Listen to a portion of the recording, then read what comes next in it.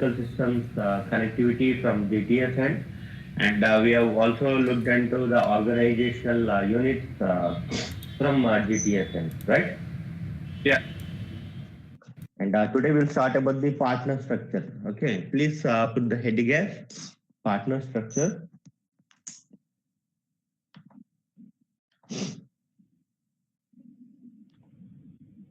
Okay. Okay, yeah, under that define partner functions.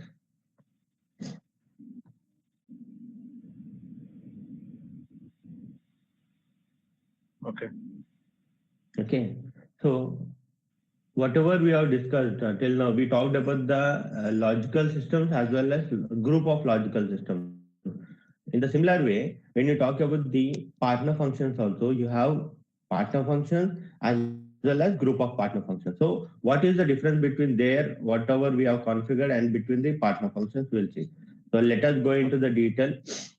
You can take down the menu path SPRO. Please take down the menu path SPRO. Okay.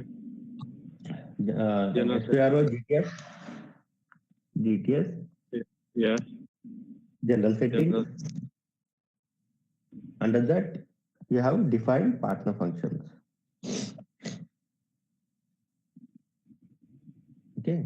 So here, whenever we go into the detail, whatever you see, when we talk in terms of feeder system partner functions, so what are partner functions we have?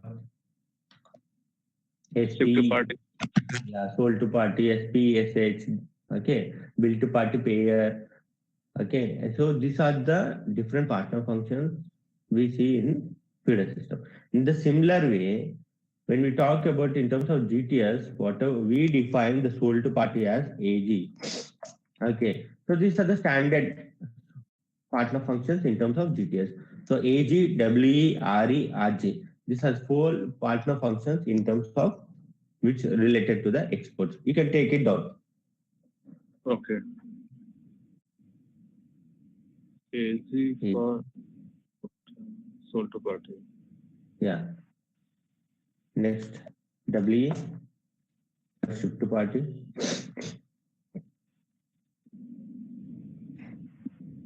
Okay. RE. RE. Yeah.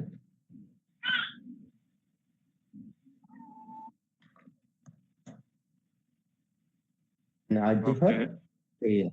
RG for payer. Okay.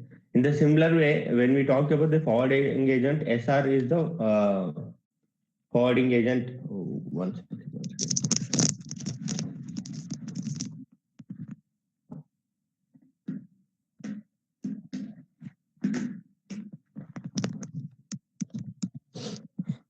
Yeah.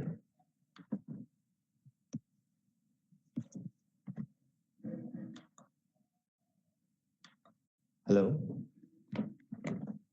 Yes.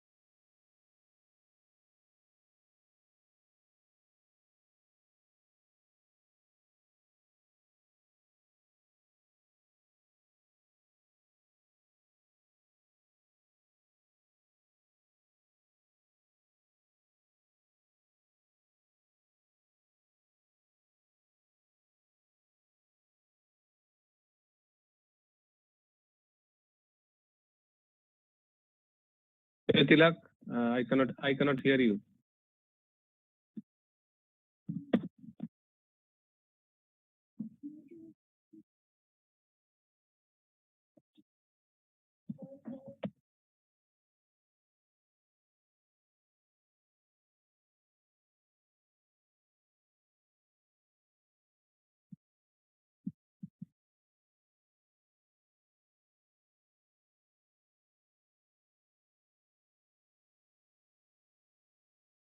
Okay.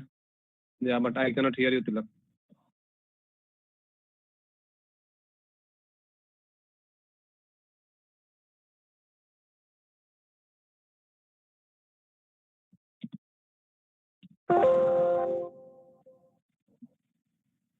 Okay, some sound came. No.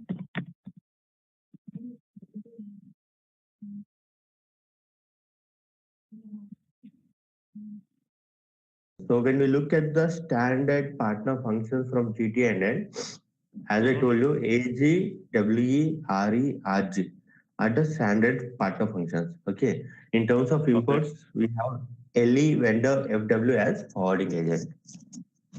Okay. And here, one thing, whatever you define the partner functions, you need to tell to the system what exactly the role it plays, whether the partner functions deals with the exports or the imports or both. Okay. Okay. Okay. So this is mandatory. And here I have given whether it's a partner function sold to party, forwarding agent, or whatever might be. Whatever the role it has, we need to assign the respective role. How you have assigned the role for the FTO as well as legal unit? In the same way, whenever you define the partner functions, you need to assign the respective role for this partner function. Okay. Got it? Okay. Then only system accordingly it will act. In the same way, you need to define for everything, whatever the partner functions we want the data to be transferred or to be accepted from GTS, and those partner functions you need to define. It's in a simple. You just go and click on the copy. But most of the clients, as I told you, does not want to make the system complicated. They use the standard functions itself.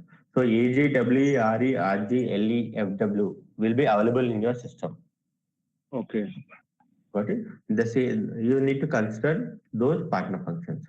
And if at all I feel that something has to be the partner functions in terms of Z, then definitely I can go and implement the Z age.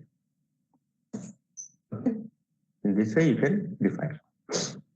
It's a simple task. Okay, but as I told you, most of the clients will be using the standard functionalities. Okay. Now, please put the heading as define group of partner functions. Define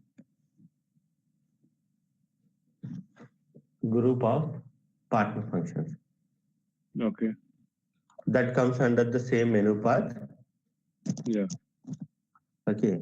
So here, when we talk about the group of partner functions, as I told you, we have different functionalities under each submodule. Like compliance management, you have SPL, sanction party list screening, embargo, legal control, right?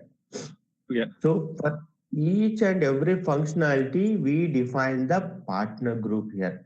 And this is the standard partner group given by the SAP. So PGSPL2 is the standard partner group which is used for sanction party list screening in case of exports. Please note down this point. PGS. PL2 is the standard partner group of partner function is the standard or partner group for SPL, sanction party list screening in case of exports. In case of exports. Okay. Okay. In the same way, when we talk about in terms of imports, PGSPL1. SPL1. In case of imports. Yeah. Okay. You can note down this point also. Yeah. Noted. Okay. So So PGEMB2 is for the embargo. Yeah. Partner group for embargo in case of exports. In case of exports. And PGEMB1, same embargo group in case of imports.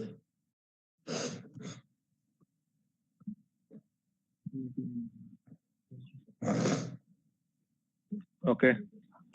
Okay. And when we talk about the legal control, PGLDT2, PGLDT2 in case of exports,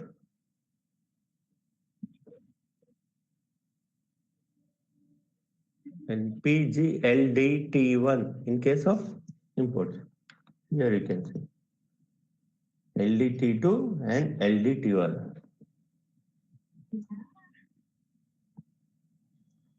Okay. Okay. And whatever the group we define, under that you need to assign the respective partner functions. So in the earlier step, we have defined the partner functions. So for this, under this, you need to assign the respective partner functions. So what all the partner functions you will be assigning, that comes under, that functionality will work for the respective group. Okay. Okay. So you can note down under the group, whatever we defined, under that we need to assign the respective partner functions. Need to assign the respective partner functions.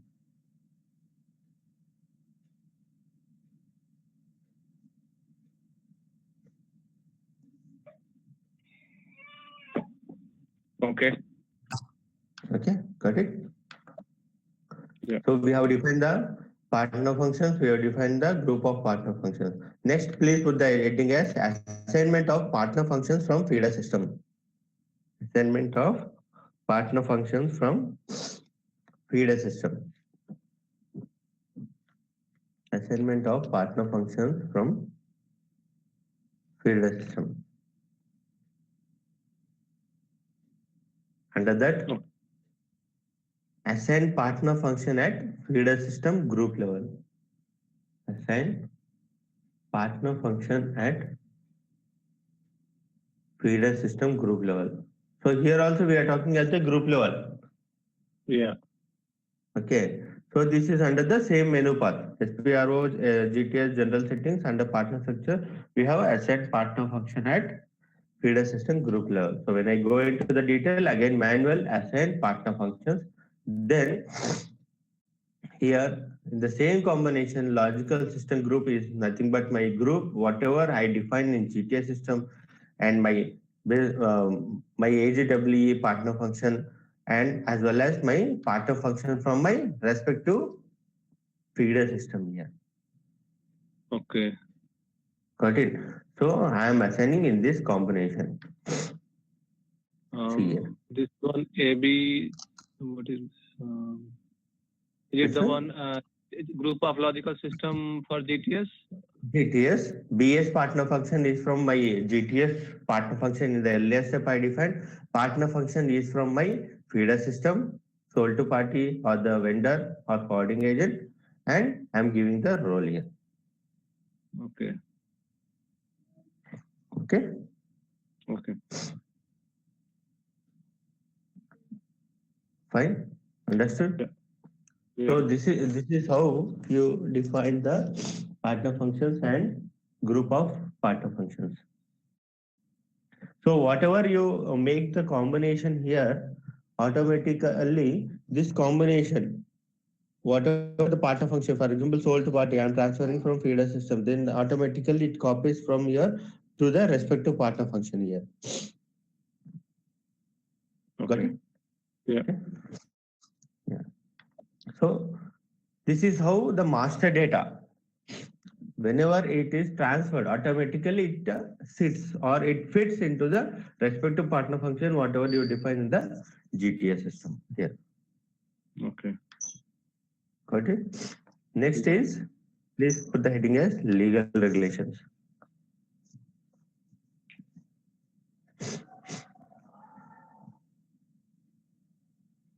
Okay. Okay. So under the legal regulations, define legal regulation. Define legal regulation. Menu path. Define legal regulation. You can take down the menu path. Yeah. SPRO, Mm-hmm. GTS, GTS. general settings,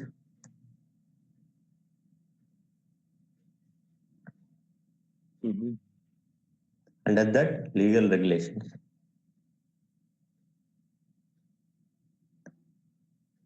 Okay. Okay, under that define legal regulations. So what exactly are the legal regulations in terms of definition? Please note it down. Legal regulations are defined. Legal regulations are defined Okay.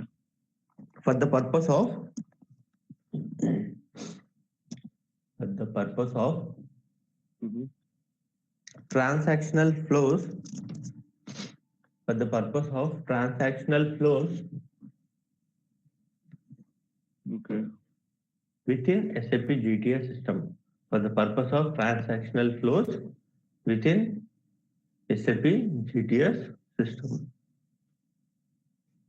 Okay. Okay, fine. Okay. So let me execute this. Here you can see lot many legal regulations. And when you talk about the standard legal regulation for each and every functionality, or you can say that for each and every submodule, you have the legal regulations already defined in the system. So when we talk about my submodules, I have complaints, customs, as well as risk management. So when I talk about the complaints, the standard legal regulation is used is S plus. This is the standard legal regulation which I will be using for my sanction party list screening. Okay. And not only this, when I talk of the embargo as well as legal control, I can also, depending upon size of the business, because when I look at your business, your client business, we have one landscape and I could see that the size of the business also is very small. So in that case, only one legal regulation, whatever we have, the S plus can be used for three functionality like SPL, embargo, or and legal control. Okay. Otherwise, Okay. if at all the license legal control talks about my license determination. So if license determination process is vast or is more for my products, in order to differentiate from my SPL screening and legal control, I can go and define this separate customized legal regulation for the legal control. Okay. So Okay. you are saying this SPL US is common for all Yeah. as module, all the All three. functionalities. Okay. I mean Yeah, all the three functionalities. embargo, license determination, and sanction party, all is common for all three. Yes. Yes, Okay. exactly. Okay. Okay. In the same way, when I go and look into the customs management, okay, we talked about the country Germany. We talked about the product BMW, right? So when Yeah. I talked about the country Germany, as per standard SAP, I have Atlas is the we don't find here. Okay, we don't have here, but Atlas is the standard legal regulation which is used in the country Germany. ATLAS. Okay. Okay. Let me write custom processing.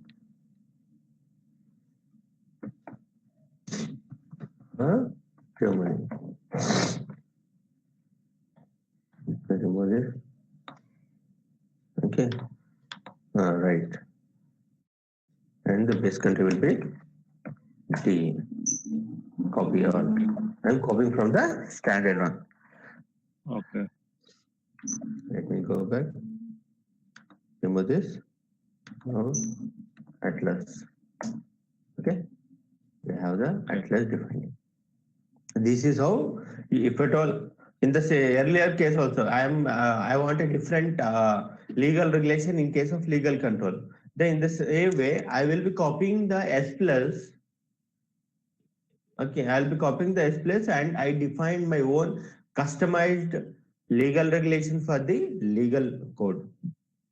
Okay. Okay, fine. So in the same way for customs processing, I mean customs management, I use the legal regulation as Atlas. And for the US, we use the standard legal regulation is ACE.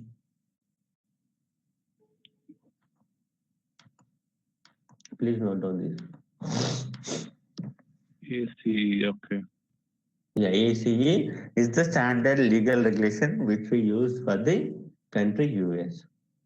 In the same way, when I talk about now I talked about the compliance customs, and when we talk about the risk management, under that you have preference processing, right?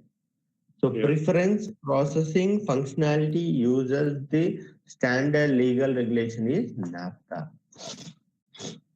Here you can see NAFTA. Okay.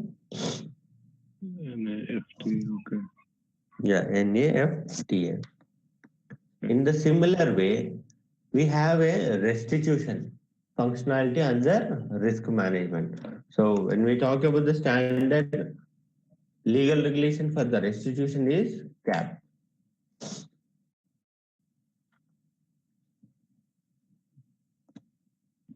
Okay, please note on this.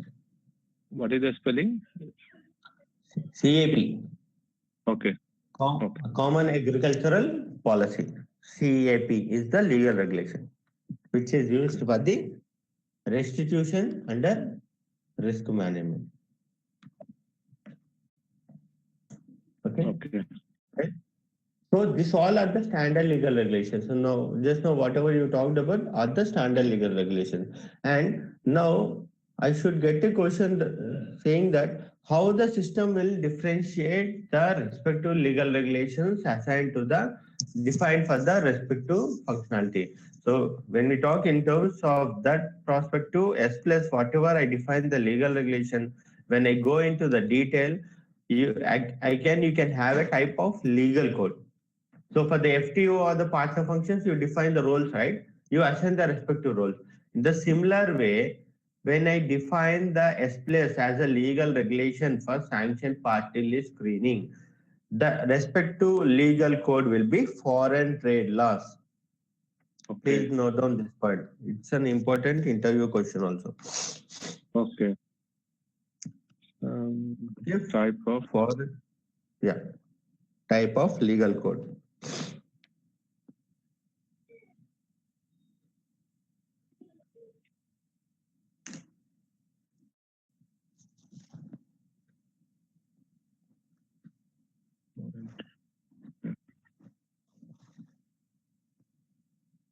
Okay.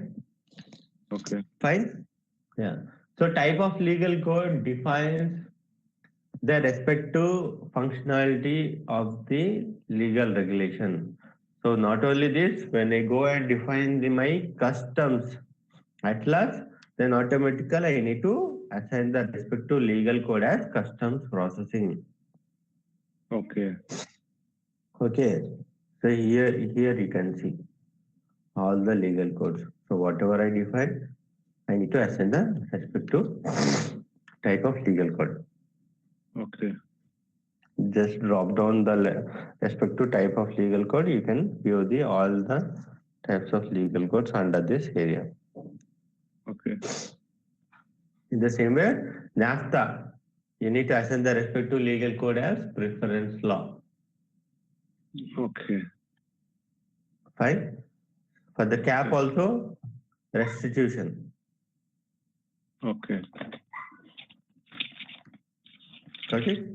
And you need to tell to the system whether we are using this functionality or the respective legal regulation for the exports or the imports or for both.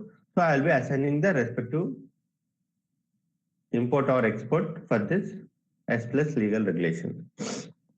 Okay. Please note down this also.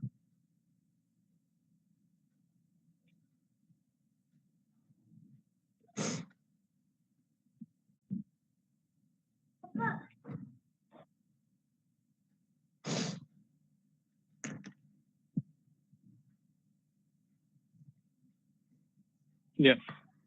Fine. And I will be assigning the respective base country.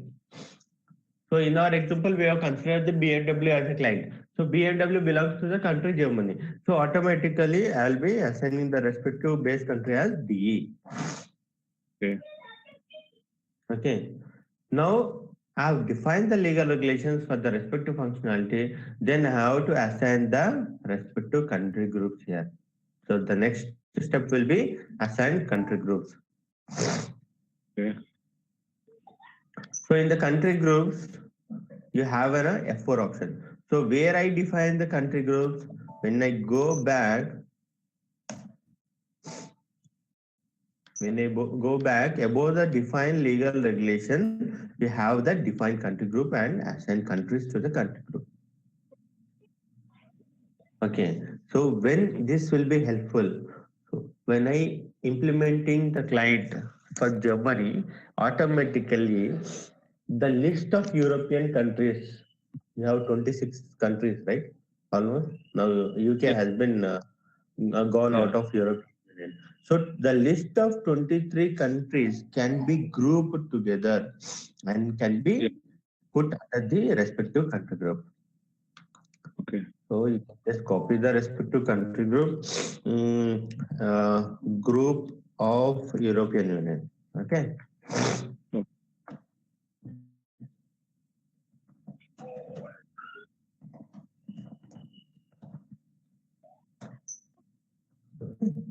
This is how you save the respective group of European Union. And coming back to the assigned countries to the country group, Okay.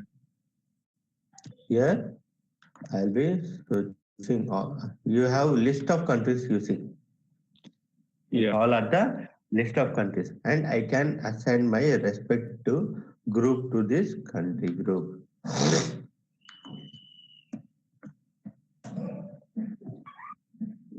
Let me copy one of the country so that you will get an idea.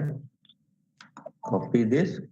My country of departure is, for example, Belgium, and my country group falls under my GEU. Yes. Automatically, this is how you assign. So all the 26 countries can be grouped under this Okay. list of countries. Okay, so that why we assign generally for Europe, because when we talk about the European Union, all the European Union countries will have the same norms in terms of exports or imports. That is, Yeah. whenever we do the trading, all the 26 countries will have the same norms. So that Yeah. is the reason, whichever the European country, the implementation has been done. Generally, they assign the all the list of European countries under one group. So the task makes easier here. Okay. Okay. So now, whatever you define the legal regulations, I assign the respective. Coming back here, assign the group country groups here. Go to the new entries, then automatically you can find the your respective group, whatever you define here. And I need to tell to the system that whether I am using in case of exports or imports or both here. Okay. Got it? So Yeah. this is how you define the country group, and you will be assigning to the respective legal regulations. So when we talk about the again S plus legal regulation functionality, when we talk about the sanctioned party list screening, Okay. the country of departure can be anything. For example, country of departure, let me consider my Germany country as a base country, and country of destination, it can be a Poland, it can be Italy, it can be a Spain or a Sweden or a Finland. Okay, so all the list of country of destinations have already been grouped under the country group. Okay, and whenever I group under this particular country group, and when I am talking about the export or the import scenario, automatically it searches and it screens the respective country of departure or country of destination countries. Okay.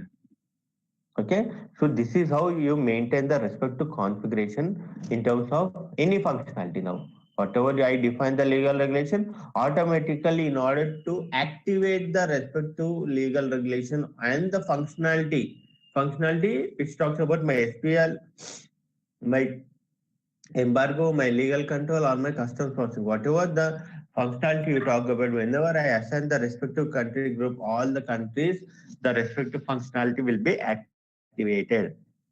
Okay. Got it? Yeah. Yeah. So let me save this. So this is how the and legal regulation, as I told you, this is one of the important configuration. And it's a one-time configuration what we do in the GTS system. Generally, when you talk in terms of expansion of the business, then only we define the legal regulations. Because, as I told you, in legal, while defining the legal regulation, how you define the FTO as well as a legal unit, in the same way you define the legal regulation. Only in that case, we will have a necessary to define the legal regulation. Not in all cases. Okay. So, Tilak, when we are implementing this, and how to tell the business about this? I mean, say if we have to create so many legal regulations, I mean, how to explain this legal regulation to the business so that we can work together to we decide how many and what kind of legal regulation needs to be created. Okay. So in that case, as I told you, S plus we will be using. Let's consider the S plus itself, or let's consider the customs management, whatever I defined the Atlas. Okay. Okay, we are talking about the country Germany B&W product, and B&W product, when we talk about the manufacturing unit, and it is only one system for R3 as well as one system for GTS for the German country. Now, B&W client thought that I need to expand the business to the US. Okay. So in that case, I have built one more R3 system in US. Okay. But in terms of GTS system, I am using only one GTS system here. So when I come into the GTS system, as I have a customs authority separately in terms of US country, then here I will be coming and defining not only the Atlas as well as the US custom authorities legal regulation. Okay. Okay, so whenever I do the transactions with respect to the US country, automatically these legal regulations will be considered. How it is considered, I will be telling you. When I go down again, I have one more configuration where I'll be telling you how the legal regulations act and how I can differentiate the business with respect to the legal regulation. Okay.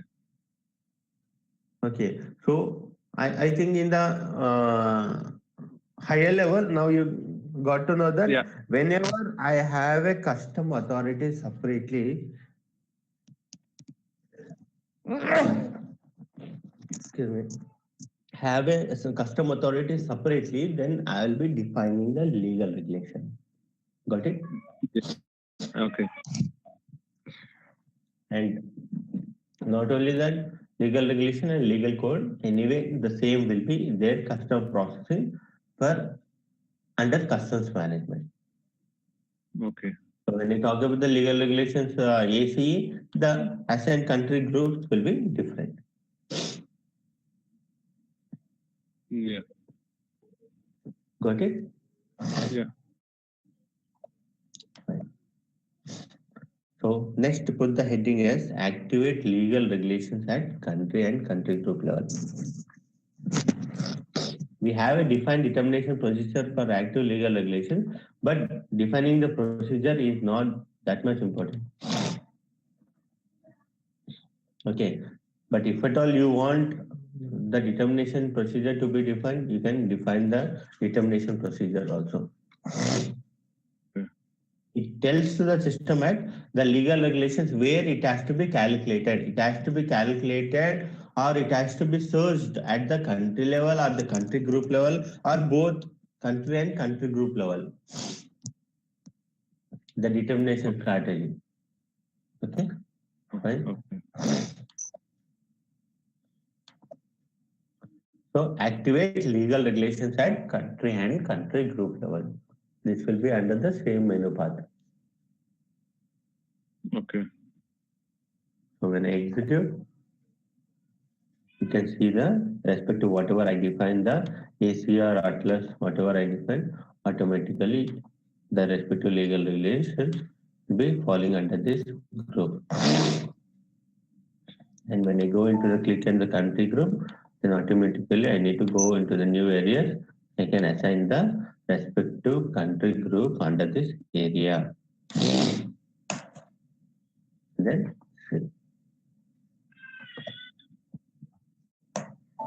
so that is nothing but whatever the country group I am defined in my earlier step, I am activating that respective country group to the respective legal regulations. Okay, so in the first case, we are just assigning, and here we are activating that. Yes, exactly. In the first case, I am just assigning that, and here I am activating. Okay. Okay. So that all the backend functionalities will get activated. Okay. Got it? And these are the mandatory steps. When we talk at the times of implementation, these all are the mandatory steps, whatever I do. Yeah, okay. Okay. Now, please put the heading at document structure.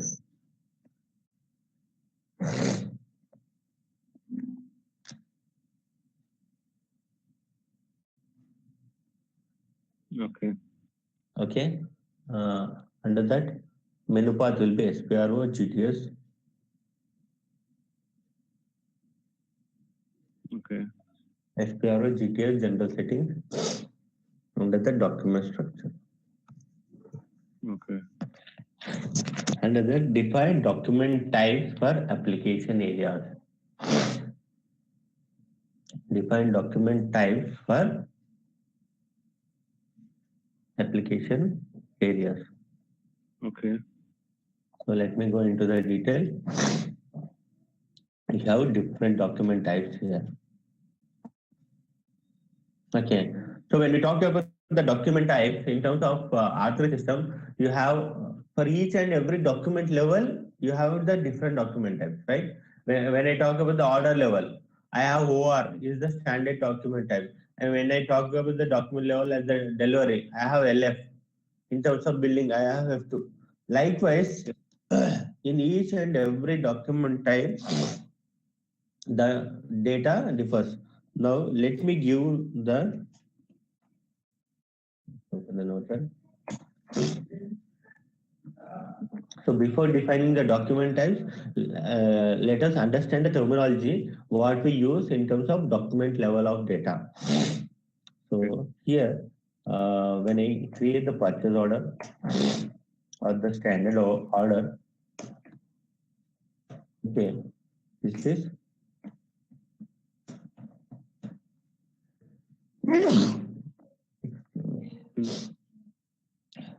so R3 system document data when it transfers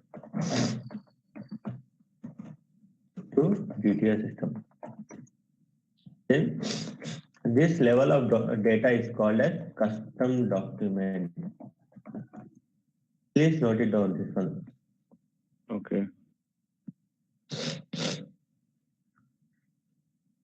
Custom document at this order or sales order level.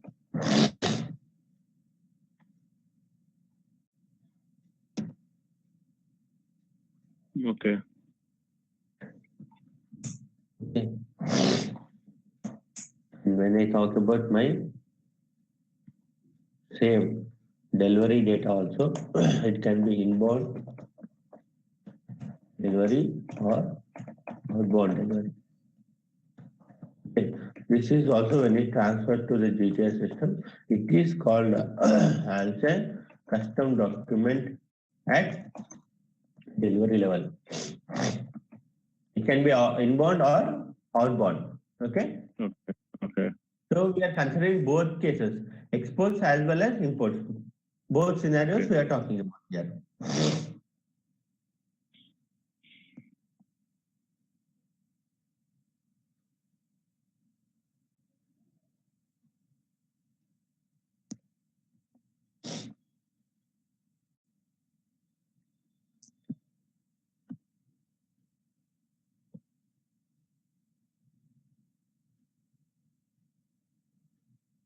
Okay. Mm-hmm. Have you written? Yeah. Yeah. And when I talk about my billing data, it can be an incoming invoice or an outgoing invoice.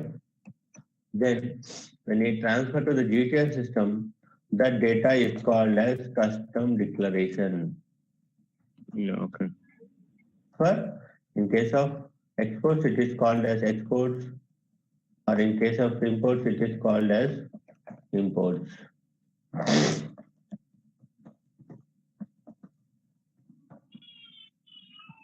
Okay. Okay, and when I talk about the transferring of data or declaring the data to the custom authorities, then I declare only my custom declaration document. Okay.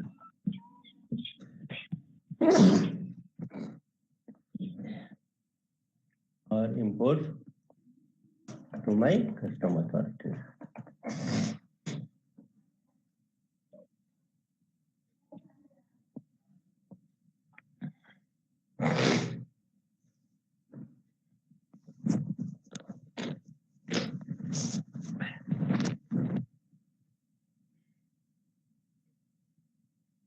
Okay.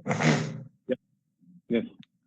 So here one thing you need to differentiate is we never declare or we never do e-filing the respective custom documents. We only e-file to the custom authorities the custom declaration documents.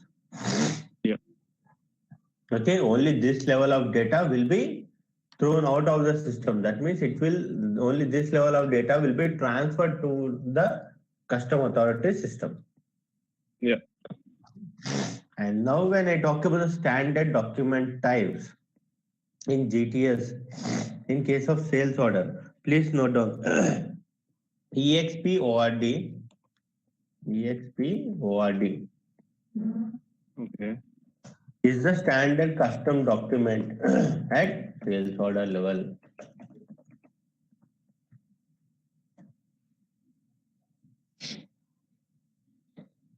Okay. In the similar way, EXP DLV is a custom document at delivery level.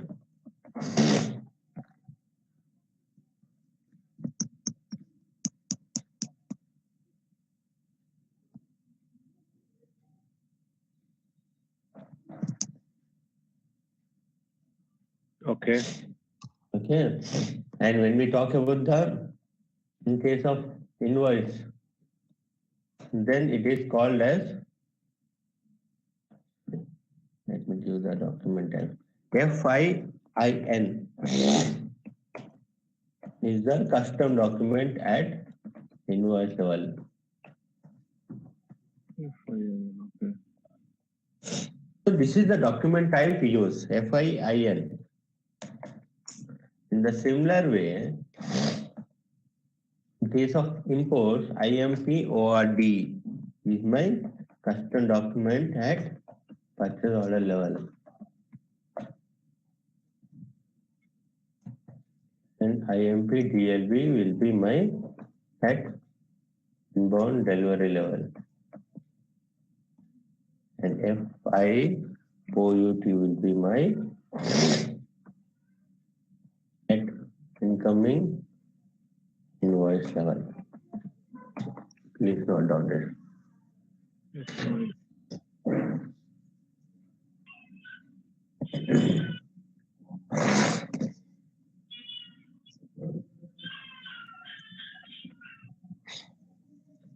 It's in incoming IN. Okay.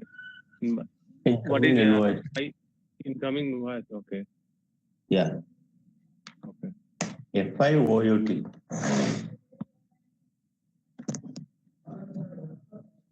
Okay. So this is how exports and imports document level.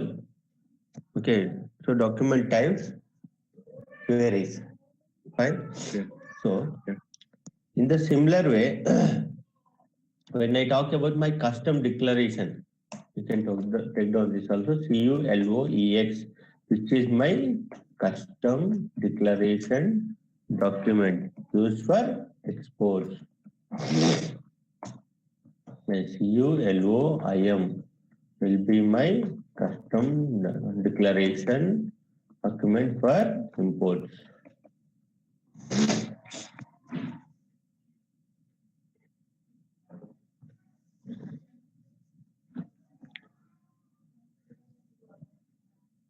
CULOEX and CULOIM.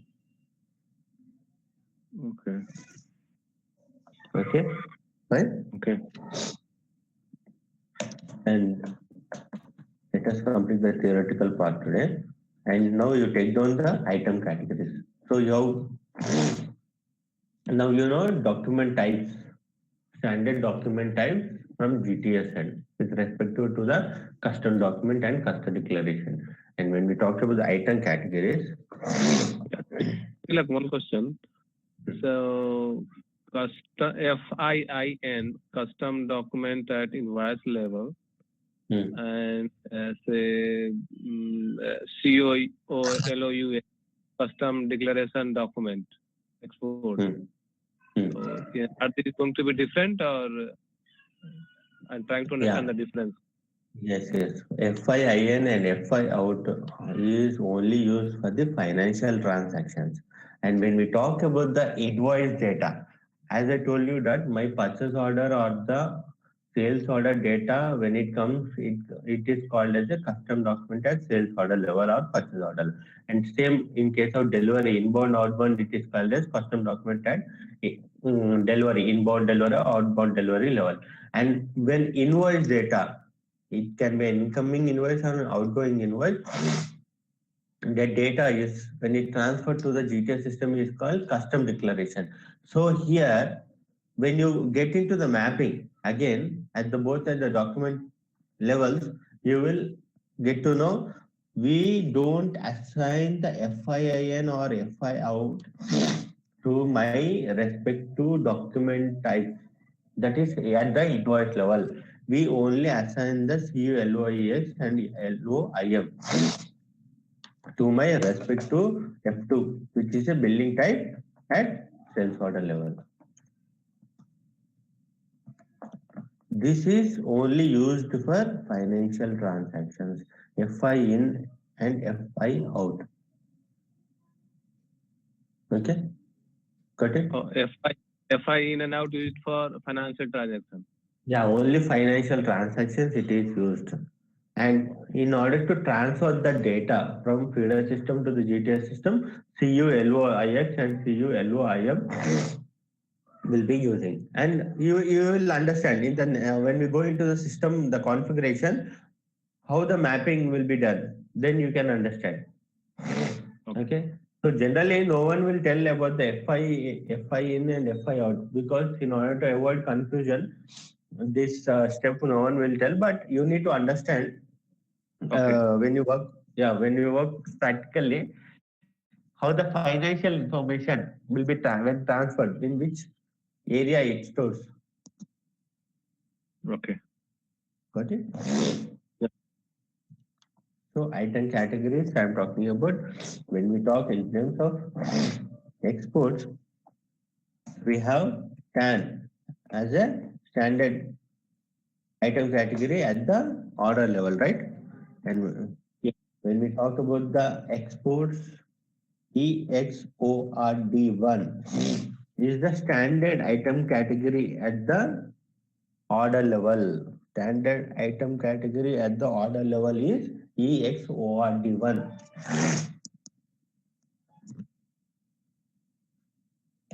Okay. In the similar way, IMORD1 is the standard item category. It is used at the custom document level for imports.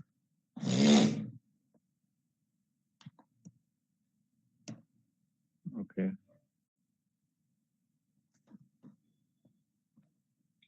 Okay.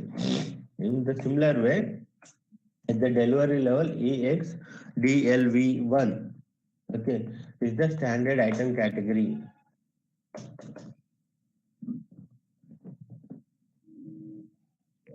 Okay.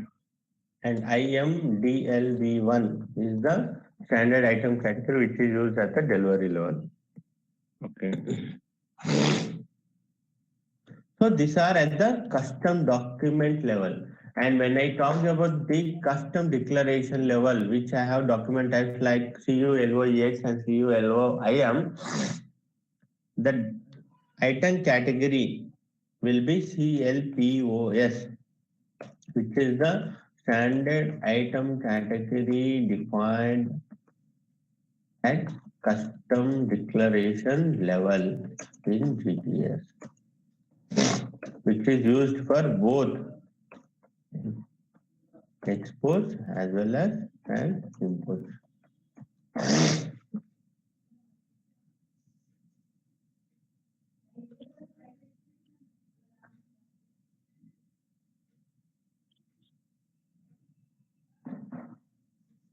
Okay. GT level in G. What is GT? Sorry, GTS. Okay. So here one thing you need to understand is when we talk about the item category at the custom declaration level, both for exports and imports, we have only one item category in GTS, that is CLPOS. Okay. At the custom document level, it varies, but at the custom declaration level, we have only one item category, which is CLPOS. Okay. Okay. Yeah. In the similar way, when we talk about the transit scenario, which is used for exports, European Union, there TRLOEX and TRLOIM is the transit, export and import custom declaration document type. Excuse me. Okay, just note down this point also.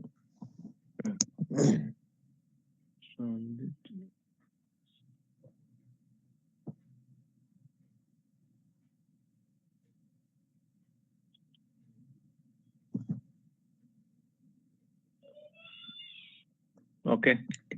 LOEX and TRLOIM is the transit, export and import custom declaration document type. Here, the same CLPOS is my item category in this scenario. Okay. Got it? Okay. So these are the standard document types which I will be using or which will be considering during the transactions. Yeah. Fine? Okay.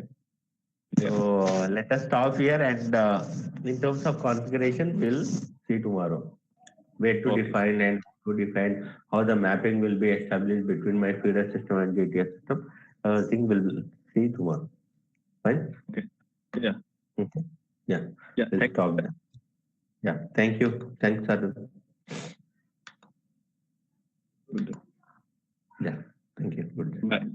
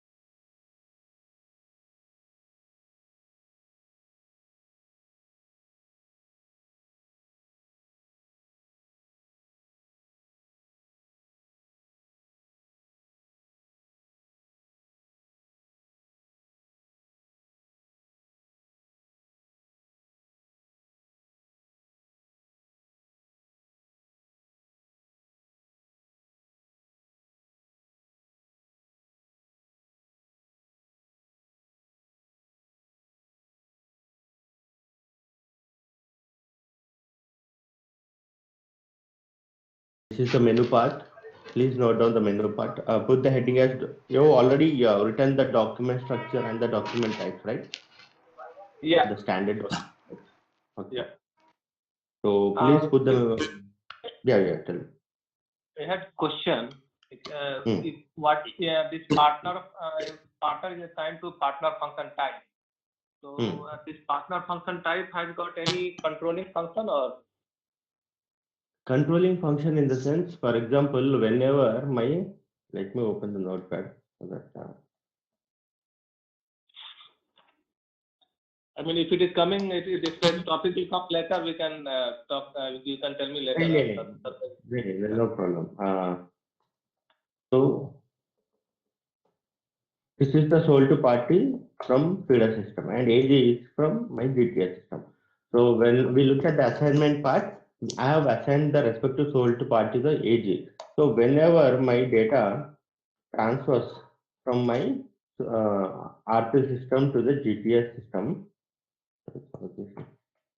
okay, then automatically based on this setting, system will understand that whatever we are transferring the sold party is also being considered as a sold party in GTS system. Okay, sometimes, for example, if you have done a wrongly assignment sold party as a LE, then when this 10001 data is transferred to the GTS system based on this mapping, this sold party, whatever the data you transfer from feeder system, will be considered as a vendor in GTS system. Okay. Okay, so this plays the important role because system, we are making the system to understand whatever the data we transfer from the feeder system, it is treated as so and so. Okay. Got it? Yeah. Yeah, I think that's given the answer for your question, right? Yeah. Yeah. And second question I had on activating legal regulation.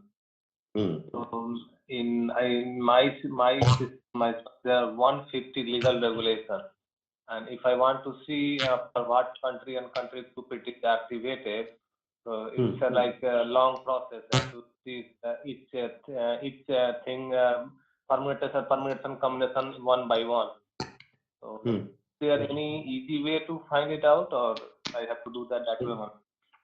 So you are talking about this activate legal regulations, and when we talk about the legal regulations, I have given my legal regulations. Now, what is the question? You are going into the country group? Yeah. So how do I know what is the country and country group for which it is activated? Okay. Because if I go and try to find manually, it is going to take very, very long time. Okay. So first and foremost, you need to select the respective legal regulation. Go to the country group. Automatically, you can see the respective country group here. And if at all in the assignment or in the configuration, I have not done with respect to the country group, then definitely you can see in the countries. So when you click on these countries, all the respective countries which have been assigned under this particular legal regulation can be viewed under this area. Okay. Oh, sorry. Okay, I was checking on the country this one. Okay. No. You have to check on this, click on. Okay. And if country group has been assigned, directly go and click on the country group. You can see all the list of country groups. Okay. Got it? Any other? No, thank you. Okay, fine. So document structure we are talking about. So please put the heading at document structure configuration. Document structure configuration. And write down the menu path.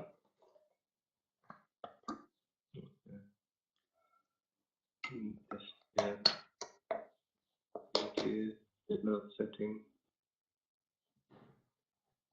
SPRY general setting document structure under the defined document types for application areas. Define document types for application areas. Yeah. So when we talk about the application, already we have talked about the application levels. Do you remember? Yeah. Application levels which you have seen the configuration from the feeder system, from the R3 end. Yeah. In the same way, in GTS system, we have application areas. So when I go into the detail, you can see all the application areas under this. Okay. So what are application areas? Next question talks about. So under this, you can see when we activate the document types for application areas, you can view the application areas under this. See here. Embargo, SPL, legal control, transit, customs processing, preference, LOC, restitution, these all are the application areas from GTS. Okay. Okay, and when we talk about the application levels, my MM0A, MM0B, MM0C, as well as in case of exports, SD0A, SD0B, SD0C are application levels. So don't get never confused between the application levels as well as application areas. So application areas, we do configuration in GTS system and we do activate the respective application areas. So when I go into the defined document types for application areas, you can see our standard document as with respect to the relevant functionality. Okay. Okay. So custom document, the first question talks about the custom document. Let me minimize everything. Okay. So the first talks about the custom document. So what is custom document now in GTS? It's delivery document. Yeah, it can be a delivery document, it can be a sales order document, it can, in case of imports, it can be a purchase order or inbound delivery. That all the data, whenever it is transferred to the GTS system, it is called as a custom document at respect to document level. Okay, so I know my respect to EXP is the standard document type at a sales order level in case of exports. So when you look at this, under the custom document, if at all I'm using the standard one, EXPORD or IMPORD or IMPDLV, or IMDLV1 or EXPDLV1, then that respective documents are need to be assigned under this custom document. Okay. Okay. So when I assign, when I create under this the respective document, you have a control settings for legal regulation. So this document type, what all the legal regulations are relevant to this, I need to mention everything under this area.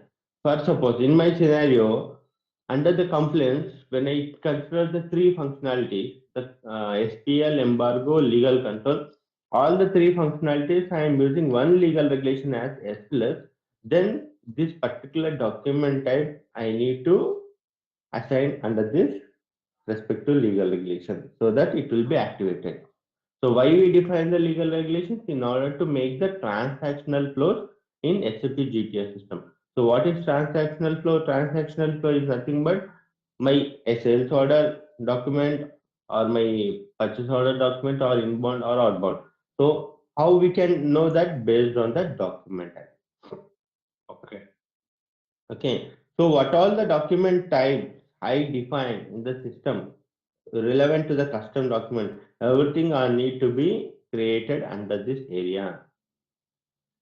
So once I create, I need to check under the control settings by legal regulations. I need to map the respect to legal regulation under this area.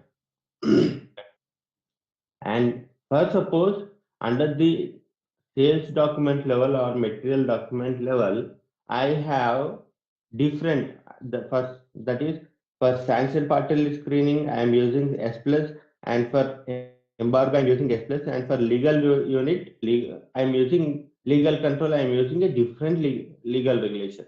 In that case, again, I need to enter the respective legal regulation. For suppose this is the legal regulation for legal control. Okay. Instead of this, you can answer this. So this also need to be assigned so that whenever a document type with respect to this are been created or been data transferred automatically, this legal control will be activated. As it has been activated, it checks for the product licenses. Okay. So this is the important step under this document type. Got it? Yeah. In the similar way, I have custom document as well as my custom declaration, right? Yeah. So when I talk about the custom declaration, my invoice data, custom declaration for exports, custom declaration for imports, all the relevant document types I need to assign there. Okay, so that it comes under the custom declaration and the respective legal regulation need to be assigned under this particular document type. Okay. So that it means that it is been activated the respective legal regulation. Got it? Yeah. Right. So this all talks about the document types. In the same way, if at all I have a transit documents, then I can put it in the custom shipment TRLOEX and TRLOEX. And whatever you see here, these are the different business scenarios based on the country to country. If that product is relevant to a particular business scenario, that comes under this particular application. Okay. Okay. Okay. But the main thing is custom document and my custom declaration. This is the main configuration which I need to do and I need to map the respective legal regulation. Okay. Okay. And next is activate document type for application area. Please put the heading here. Activate document type for application area.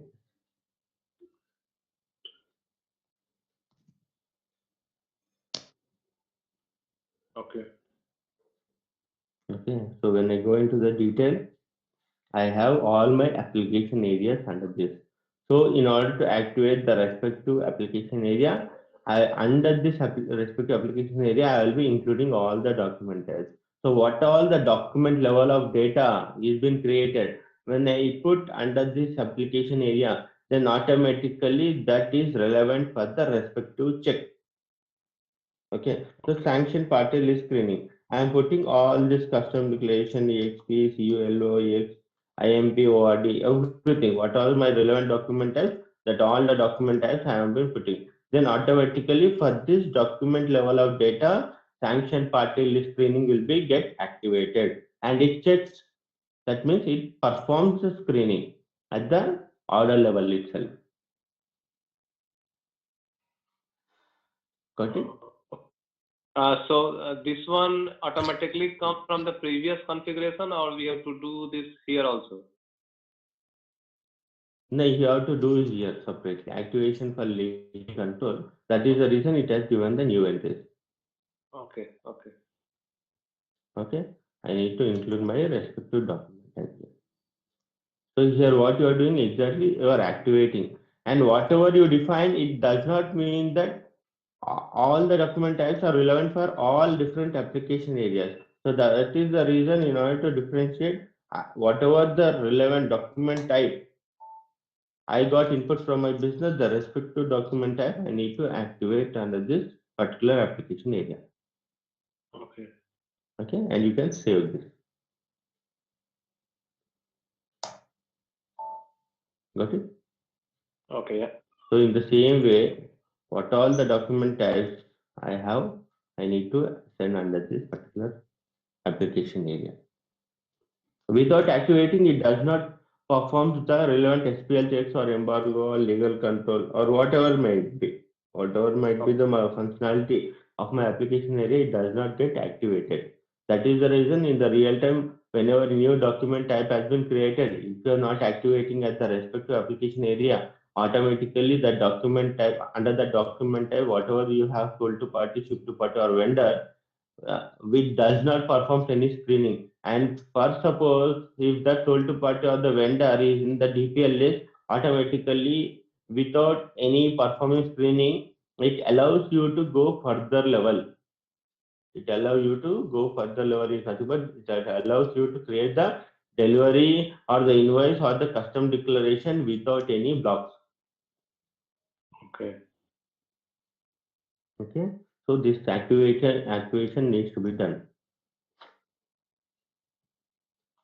Fine. Yeah. Tilak, do you have the option to record it, or Julian can do it? Actually, I put on a word to Julian once after this session. Once talk to the Julian. Okay. Okay. Okay. Okay. Yeah. Next is put the heading as assignment of document type from FIDA system. Assignment of document type from FIDA system.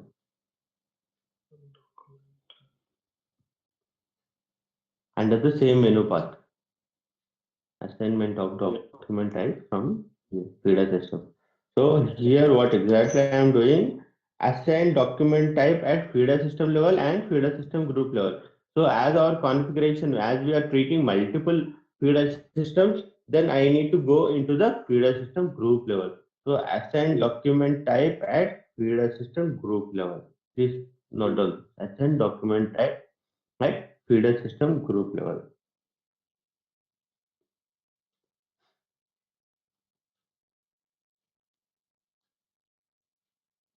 Yeah.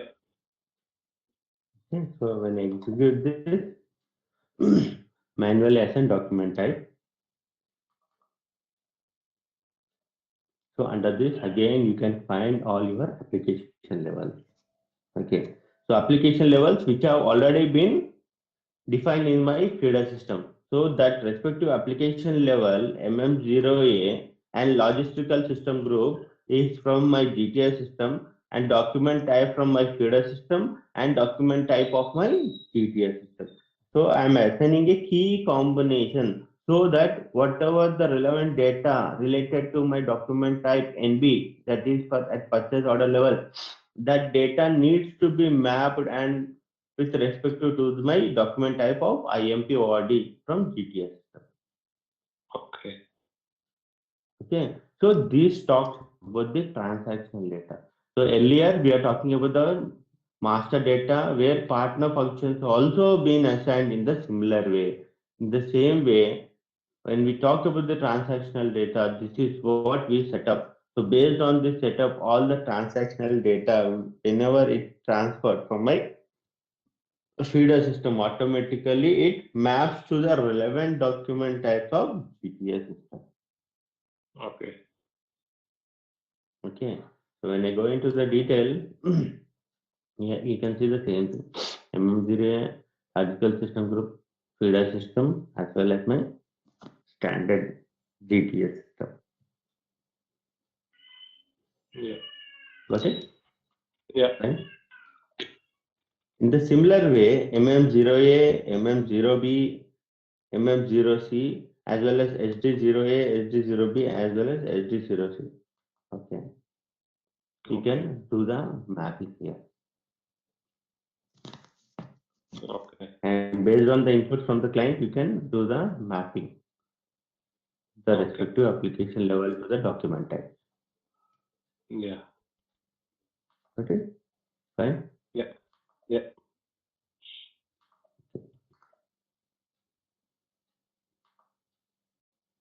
Okay. So next is define item categories for application areas. So please put the heading as define item categories for application areas. Define item categories for application areas. Right. Under the same menu path, when you go into the detail, again we have our respective item category. So EXP DLV1 or EXORD1 or IMORD1. In the similar way, at the earlier step, how we have assigned the respective document type, in the similar way, I need to assign the respective document type for the custom document as well as customs management. So customs management is nothing but my custom declaration. Yeah, don't get confused. Customs manager is nothing but my custom declaration where I have only one item category, CLPOS. When I go into the customs management, I have only one standard item category which can be used for both import and export scenario. That is CULOEX as well as CULOIM. Yeah. Got it? Fine? Yeah. When I go into the details, you can see the same thing. item category as well as my description of the respective item category. Okay. This is the standard text determination procedure. No need of including or excluding this. It will be as it is, so that all the text will be copied to the respective item category. In the similar way, for the document types also, you can include all the respective document types under this particular custom document. Okay. Got it? Yeah. Yeah. And next is activate item categories. How you have been activated the respective application areas, in the similar way for item categories also, you need to activate. So please put the heading as activate item categories for application areas. Activate item categories for application areas. So when I go into the detail, my again respect to application areas, SPL, embargo, legal control, okay, the letter of processing preference, everything again comes. Again in the similar way, activation of under SPL, I need to include this respect to my item category, okay, and in the similar way, I need to include everything here. Okay. So And here, yeah. In the previous screen, define item category, we have defined only for two areas. One was for custom processing and another custom declaration. But here we are getting many options. Yeah. That is the item category. Definition part we are defining for the transactional flow. But in order to activate at the respective application areas can be activated is the same item category. See, don't get confused. In the earlier step, what we have done, I have been assigning in order to make the transactional flow. That for custom processing, this is the item category. For custom documents, this is the item category. But for the respective item category, where all we need to activate, that activating part I am doing here. That is entirely different part. This is entirely different part. Okay. Only the data flows with respect to the assignment what you have done in the earlier step. But here you are activating so that for this item category, when I activate for SPL screening, then automatically whenever I have a item category called ESTLV1, okay, then automatically system will perform the SPL screening. Okay. So in order to perform the respective screening, then I am activating the respective item category. Okay. Okay. And when you talk about the SPL screening time, you have synchronous as well as asynchronous method. Okay. So please put the heading as you should know the difference what is synchronized and asynchronous. Okay. Okay. So when you put the heading as synchronous. So when we talk about the synchronous, please take down the definition. The system automatically triggers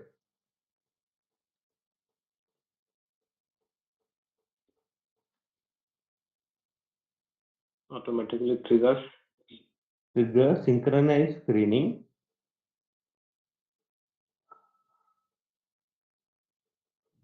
screening each time, every time, each time. Yeah. For suppose, in order to make you understand better, whenever I create a business partner, for suppose, okay, I created a business partner or I've changed something in the business partner, then automatically when we talk in terms of definition of synchronous screening, automatically that data, whatever you have changed, will be activated from the GTS end. Okay. So that is called as a synchronous screening. And how the data will be activated or the change data, how it activates changes in GTS with the help of change pointer mechanism. You can take down this point. Business partners, whenever get changed, whenever the data gets changed, whenever the data gets changed from the feeder system,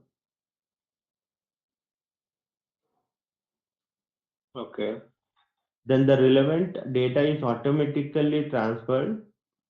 Then the relevant data is automatically transferred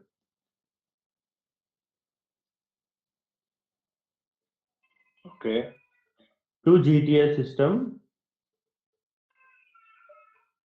GTS To system. GTS system with the help of change pointer mechanism.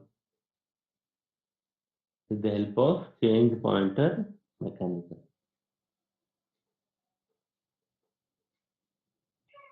Okay. And next put the heading as asynchronous.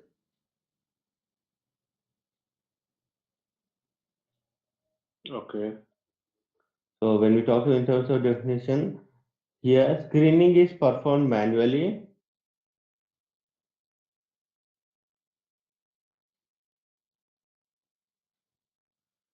Manually.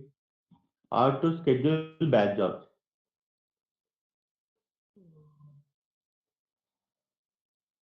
Or to schedule batch jobs Okay. to trigger screening. Okay. Okay. So in the synchronized method, what we are doing automatically, the data whenever it got changed, it transfers and updates the respective partner, master data with the help of synchronized screening. And when we talk about asynchronous screening, whenever we manually change or it manually get updated or through batch jobs, okay, the data gets updated, the changed data. Got it? So, this is for transfer or this is checking? I mean, looks like something for synchronous. It's real time. Is it? We can say that. Yes, real time. Yes. Synchronous is in a real time and asynchronous we are doing manually whenever it is required.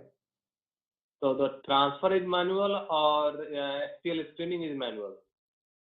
The transfer of data is manual. Okay. Synchronize, whenever the data gets changed, automatically it updates the system.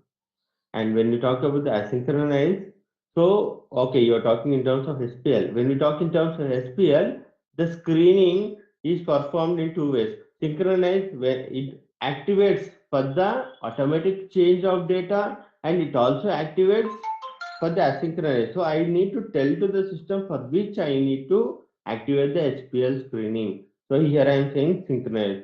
Synchronize, whenever the changes happen to my respective customer or the vendor, then automatically how the data flows, for that data flow, the screening has to happen.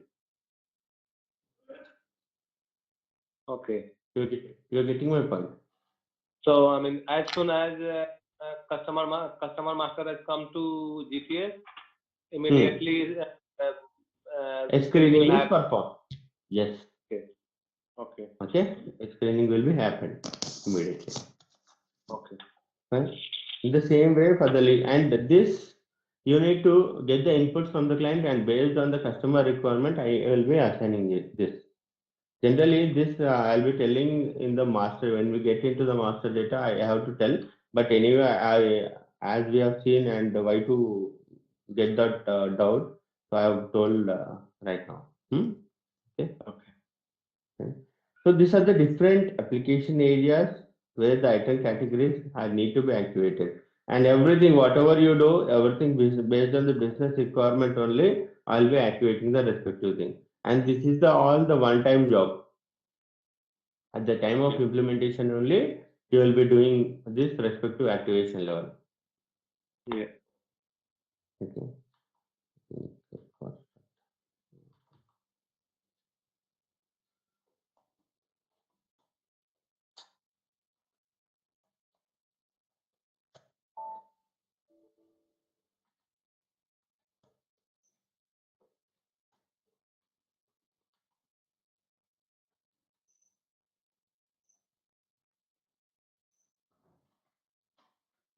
Activate item categories for application areas we have seen.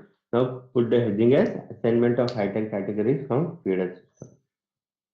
Assignment of item categories from feeder system.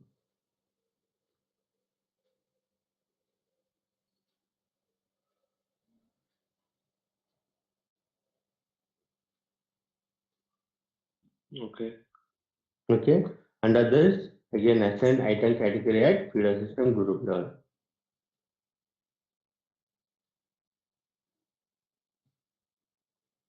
Assign item category at feeder system group level.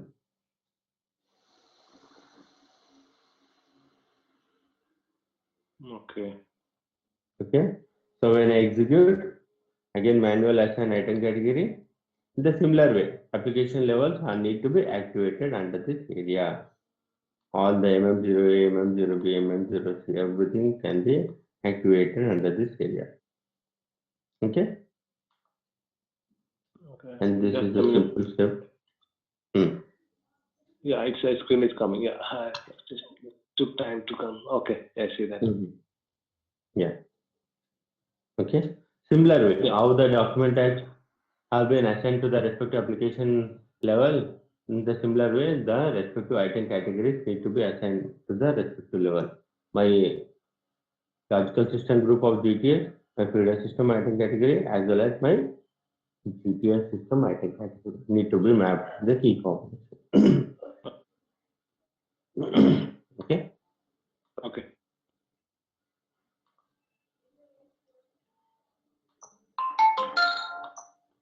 Next, put the heading as numbering schema.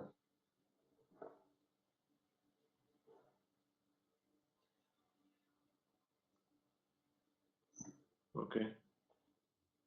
Okay. Next, under this, okay, take down the menu bar, STRO, Okay. GTS,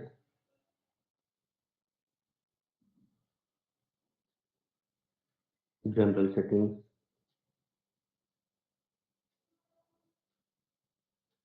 Under that, numbering schema.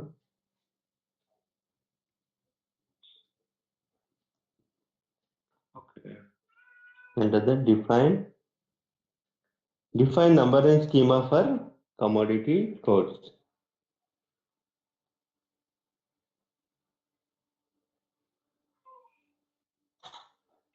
Okay.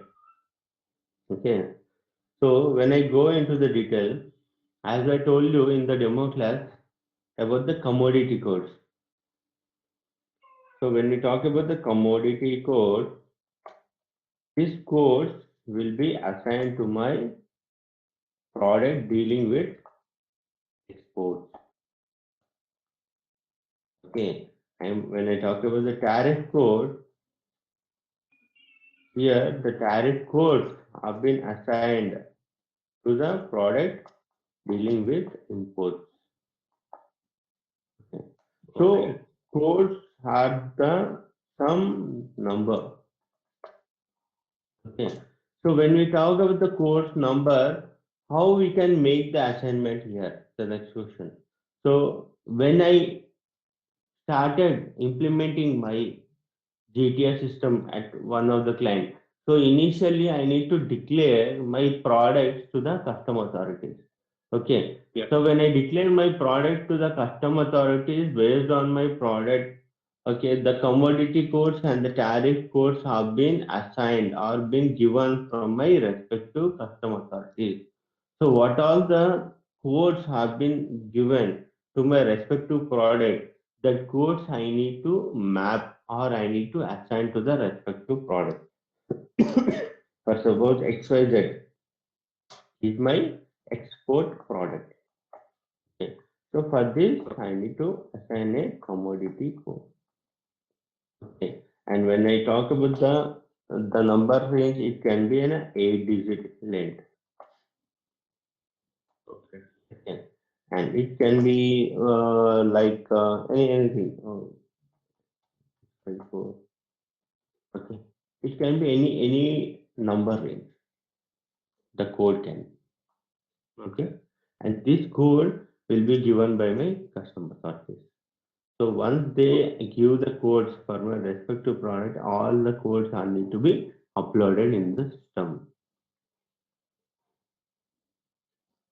Got it? Yeah. And this code, when I talk about the country to country, the code varies. Yeah. It can be For the US, it can be 8 digits. For the Germany, it can be 6 digits. For the Japan, it can be 12 digits. Okay, based on the country to country, the code differs, and this code will be designed by the respective custom authorities, the government bodies of that particular country. So when I look at the 9876543 the code for XYZ product, and this product can be considered, okay, my Lenovo laptop itself, okay, Lenovo laptop, okay. How they designed this code? First question arises. So when I talk about the code 987, okay, how they differentiate is this talks about the computer application, and next talks about the 654, talks about my, it can be a laptop, okay. And here let me put this as, so let's electronic applications, okay, and let me put this as computer applications, and let me put this as my laptop, okay. So if at all it is in a mobile, okay, an iPod for suppose. So the code will be 9876554. It can be a 12. And here, how they differentiate? The 12 talks about my iPod. Okay. Got it? The similar way, 9876556. Here, my 56 talks about my desktop. So this is how they frame the respective code to a given product. Are you getting? Yeah. Okay. So here I have defined at the 3 levels. 1, 2, 3. The Okay. respective code. And as per standard SAP, minimum at 2 levels, I need to define any of the commodity code in the system. Okay. So let us, and accordingly, the custom authorities also will give the codes minimum at the 2 levels. So here I have been using 3 levels. So when I look at any of my commodity code, okay, let me select this. Just load.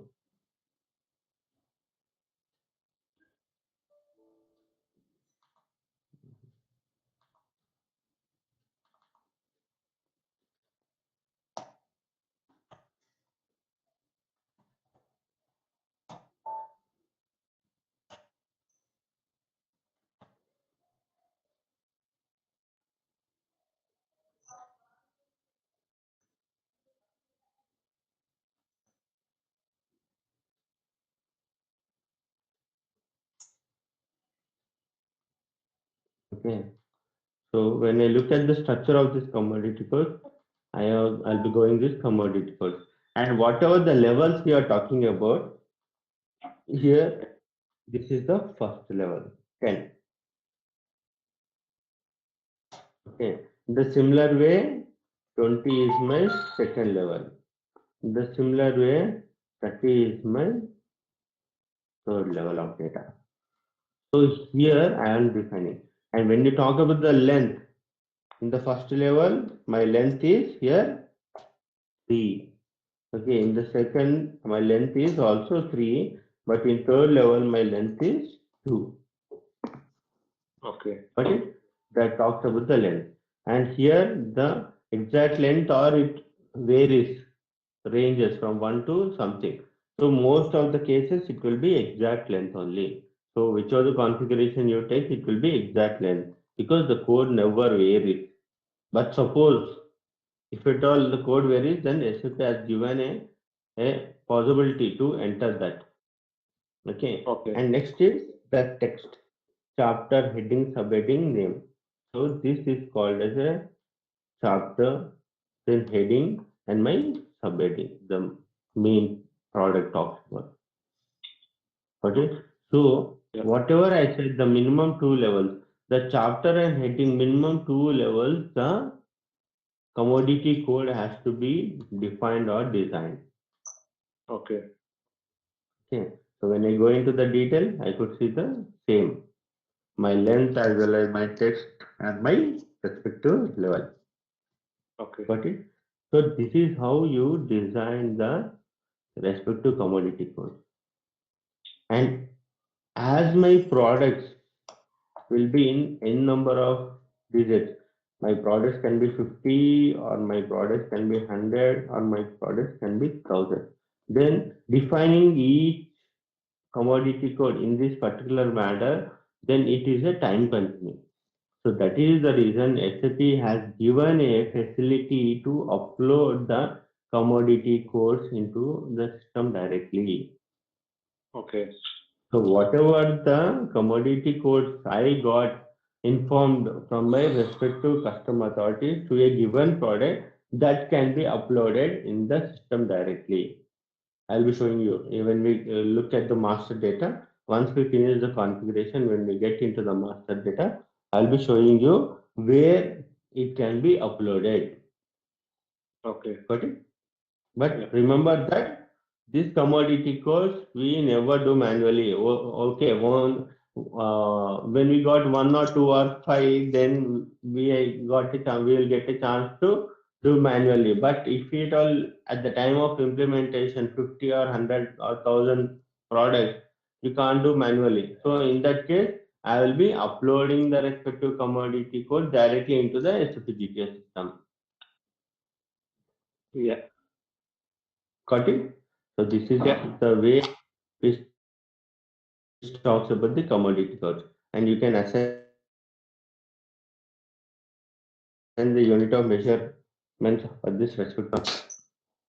You can put the unit of measure, and generally we don't put anything because unit of measure comes directly from my feeder system material master. Okay. So whatever the unit of measure you give in your material master for that respective XYZ product, automatically the data transfers to the GTS system. And if at all I Okay. want to maintain a separate unit of measure when the data transfers to my GTS system, then I can maintain under this area. Then automatically for a given commodity code, for a given product, the unit of measure will be considered whatever you do in this respective configuration. Okay.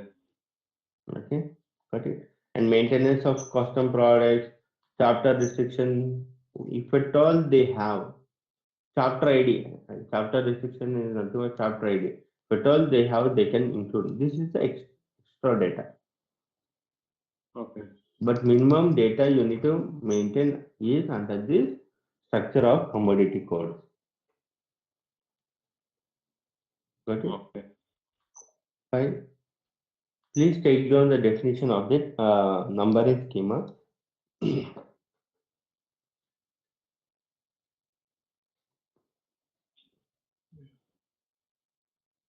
Numbering Number. schema, yeah, numbering schema Okay.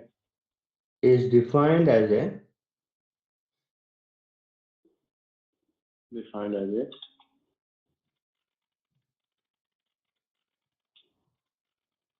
is defined as a Yeah. numbers and codes is defined as a numbers and codes Okay.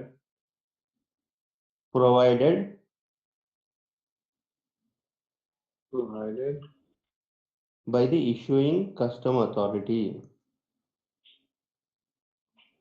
Provided by the issuing customs authority. Okay. Okay, so whatever the commodity codes, tariff codes, whatever the codes you are talking about, everything will be issued by the respective custom authorities. In the similar way, when I go to the tariff codes also here, you can see the same configuration.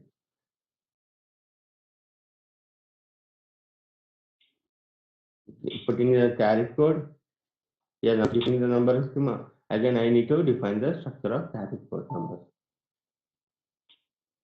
Similar way, length you can do exact length and what is the text. Okay, what is the level?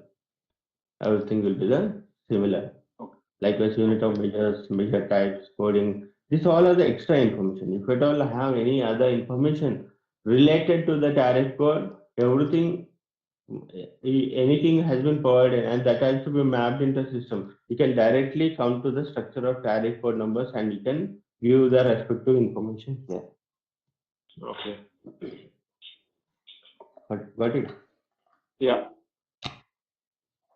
In the similar way, we define for ECCN number, ICCN number also.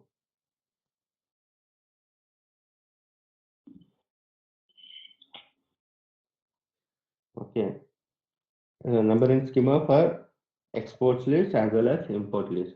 ECCN number. ECCN number is nothing but my export control classification number. Please note down this pointer. Afterwards, you will forget.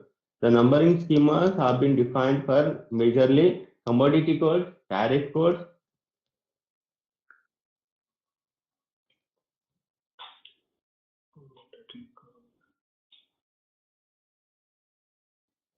Okay.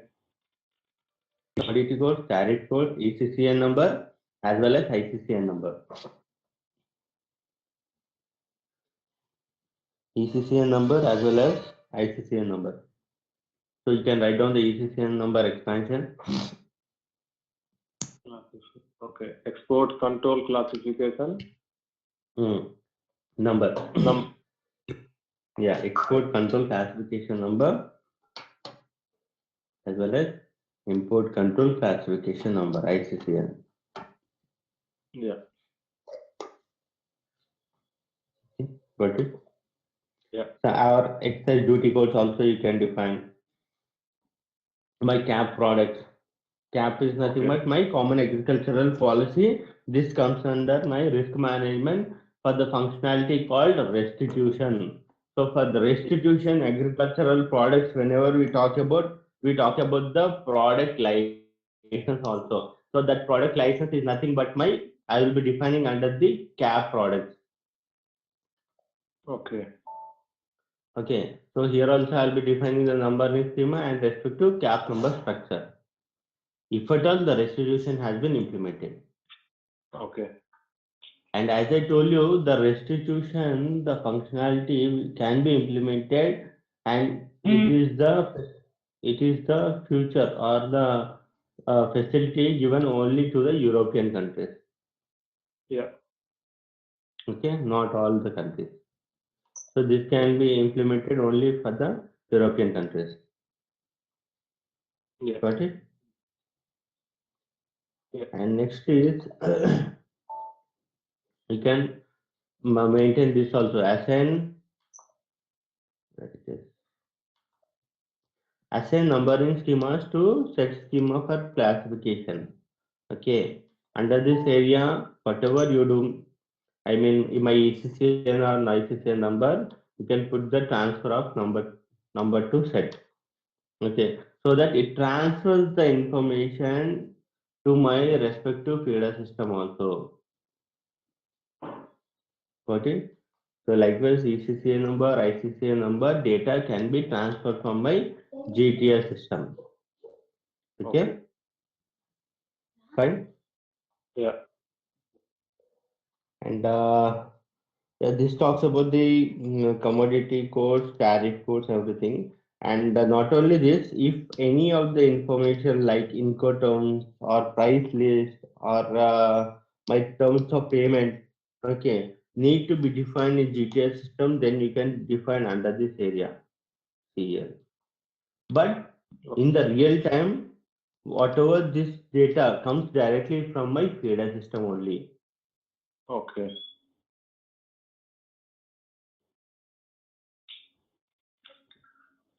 Okay. Why we define terms of payment or what Incoterms, whatever it may be, then automatically you will get the control of changing the data at the declaration level, custom declaration level. Okay. Okay, fine. So in order to change that particular data at the custom declaration level, whatever the data you maintain at this respective configuration, system will allow you to change the data. Okay. Got it? So mainly based on the business requirement, I'll be using this respect to configuration. Otherwise, my mandatory configuration in order to build the system under the general settings, these all are the general settings, whatever we have seen. Okay. And one more thing, please put the heading as control settings for generation of changed documents. Control settings for generation of changed documents. Generation of change document. Yeah. Okay. It will be under the menu path SPRO GTS general settings. SPRO GTS general settings. Make that also. So here what exactly you have, whenever a data is changed automatically, that you will be getting a message under this area. And here whatever you see, this talks about my table name. So slash SAP is the table name at the header level of my respective custom document.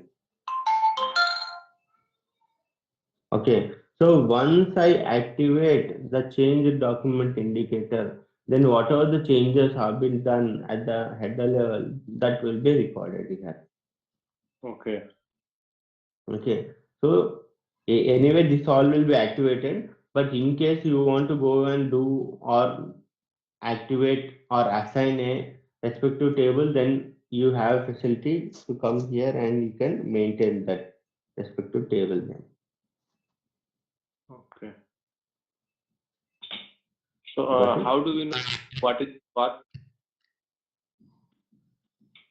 Sir, how do we know? Which document is for what kind of records? I mean, Yeah, I will at the end of the session, at the end of the classes, I will give you the table name. Which table name talks about what that tables anyway. I will give. Wait. okay. No. Okay. Okay. Because that is mandatory. In PDA system, you have plenty of tables, but in GTS system, you have 10 to 15 tables. So if you remember that 10 to 15 tables, more than enough. Okay. Okay.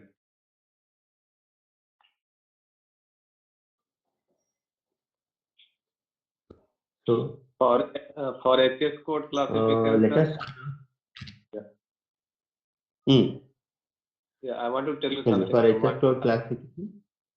Yeah, we have got a separate system. It's called DCI, Descartes classification something.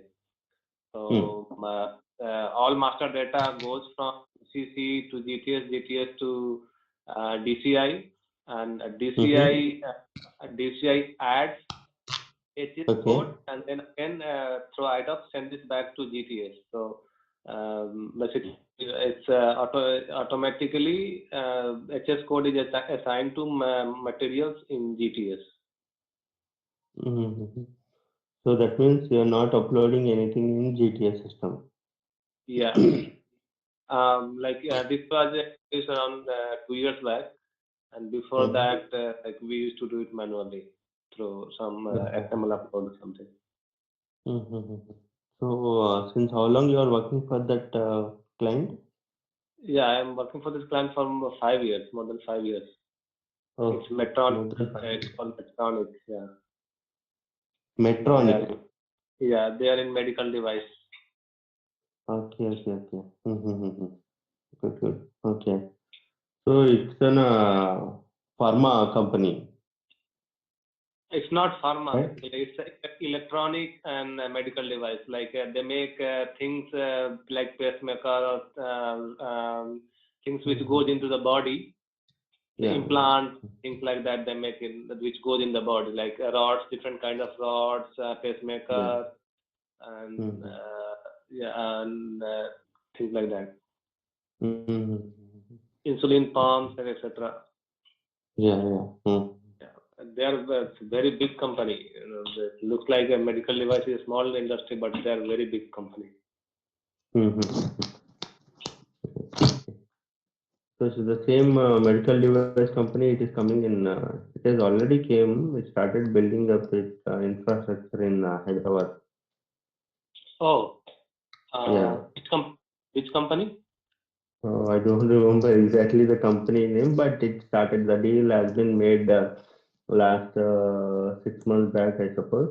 And but Oh, the construction has been started, and yeah, the capacity of employees is almost nearly 23,000 itself.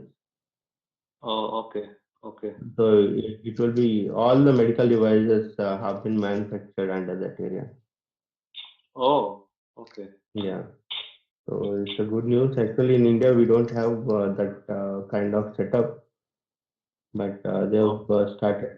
I think oh, maybe another 6 months or 1 year max, it comes into full-fledged the operations will start.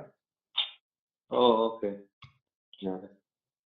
Yeah, this one also they have a small IT office in Bangalore, Medtronic. Mm-hmm. Total employee headcount is around 1 lakh. Oh, good, good. Mm-hmm. Okay. It's a big company. Hmm? Yeah. Mm-hmm. Okay, okay. Good to see. Good to hear. Hmm? Mhm. Yeah, so getting into the complaints management, let us talk about the master data.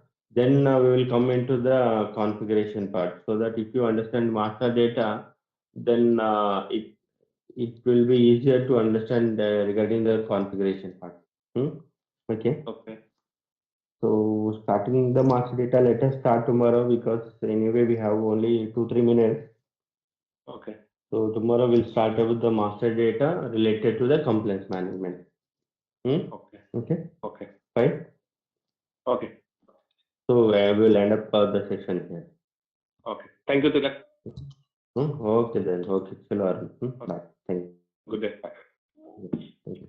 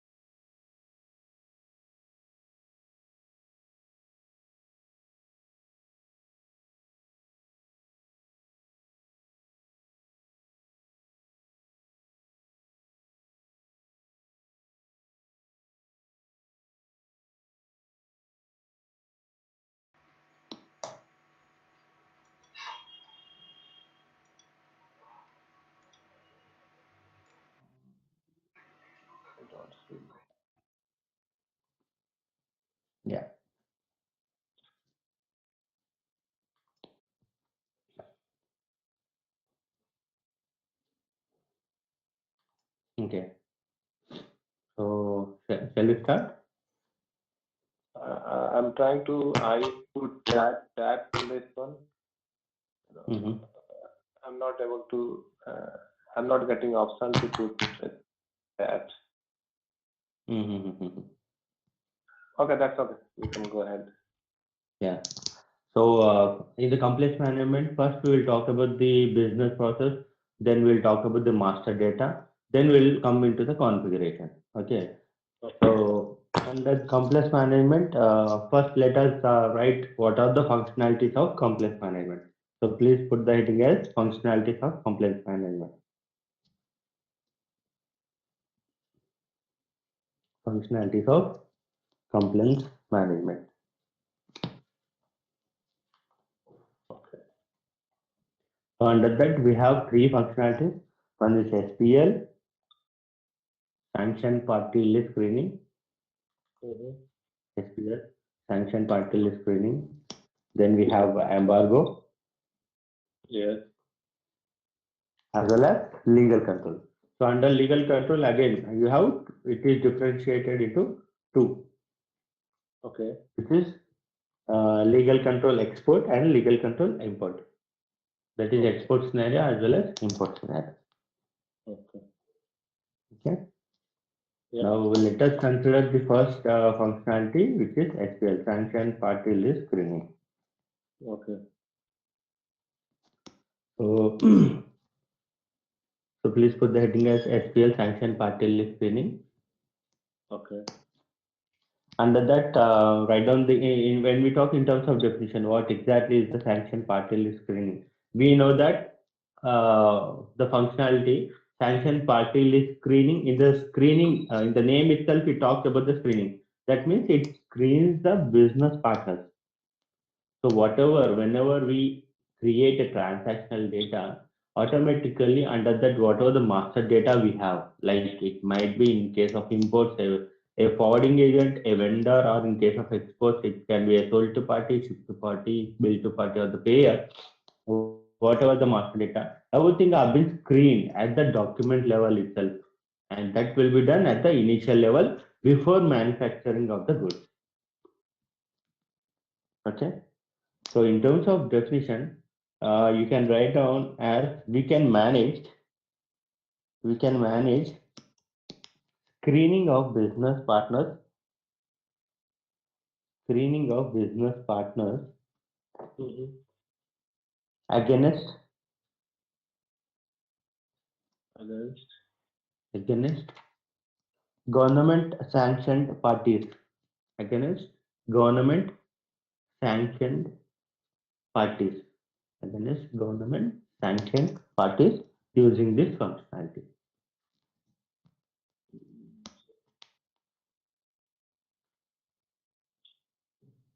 Yes. Using this functionality. So as I told you, it covers all the business partners. That can be a customers, employees, a financial institution, that is banks, a logistic partners, whatever it may be. All the business partners have been screened under this SPL screen. Okay. Okay. And as I told you in the business process, how it helps in order to manufacture the goods. Before that, we will able to come to know that whether whichever the ship to party, whichever the delivering country, I am delivering the goods. Okay, that ship to party, that business partner is the relevant business partner or not. That we can come to know at the initial sale document level itself. Okay. Okay, so that is the best part of the sanction party list screening in terms of business process. And when we look into the system process, when we talk about the screening will be happened starting at the quotation level, then sales order level, then outbound delivery level. And when we talk about the scenario, we have a PGA and we have an invoice, that is nothing but my billing document, then my custom declaration for export. I mean export custom declaration. So when we look at this entire scenario, the screening part starts considering the document at the quotation, at the sales order level, at the outbound delivery, and at the custom declaration for export, which is in GTS system. Okay. So in this entire scenario, PGA as well as invoice does not come under screening level. Okay. Okay, and this can be an important interview question because most of them think that even PGA as outbound delivery, PGA comes under outbound delivery. At the PGA also, whenever you click on the PGA or the PGR, automatically the screening takes place. But as per standard, it will not done. It does not do the screening at the PGA level or the PGR level. Okay. Okay. Yeah. So whenever the data. Yeah, in our case also, Yeah. I think we have done announcement during PGI also we get this GTS error. Okay. So I think a relevant check has been customized to check at the PGI level also, I hope, for your case. Okay. Because as per standard, PGI and the invoice does not come Okay. under the screening part. Okay. And even in case of imports also, PGR and material document does not come under screening part. Oh, okay. Sorry, Right? in case of import, PGR. PGR and as well as my incoming invoice, the material document does not come under screening part. Okay. Okay, got it? Yeah. So this talks about the system process, and let us get into the master data of the complex management. Okay.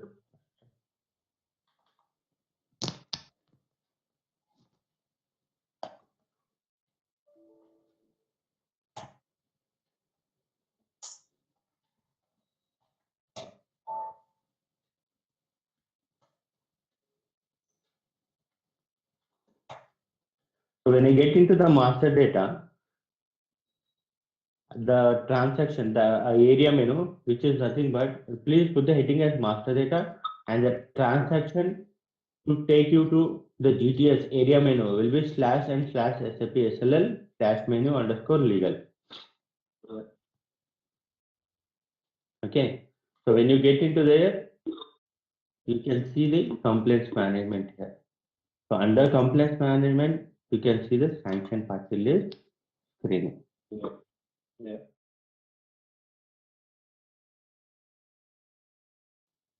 Okay. And under that, the documents where you can see the display block documents. So when I execute, you can see all the list of blocked documents which have been at the time of screening level.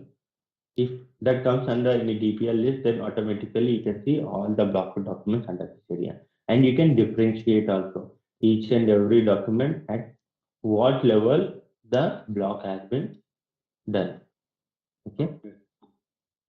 Fine. You can see the reference numbers, you can track the FTO, and you can see at what functionality my blocked documents have been locked. And the same way, the blocked business partners also.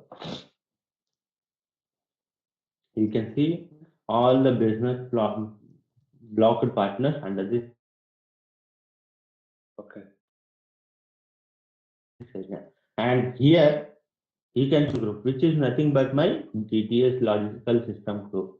And you can see external business partner, which is nothing but my feeder system business partner. You can note down this one. External business partner is nothing but my feeder system, R3 system business partner. That can be a sold to party, a vendor, a forwarding agent, a ship to party, or a bill to party or payer. Any type kind of business partner. If at all it lies under external business partner number, then this data has been retrieved to GTS from feeder system. Okay. Okay. So we have different options available to process the screening outcome here. So first you can note down the sanction party list screening. The above is what exactly this button talks about.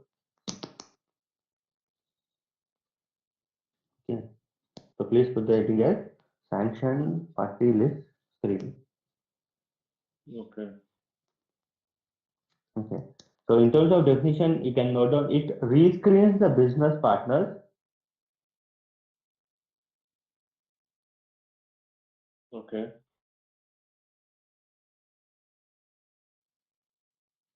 Okay.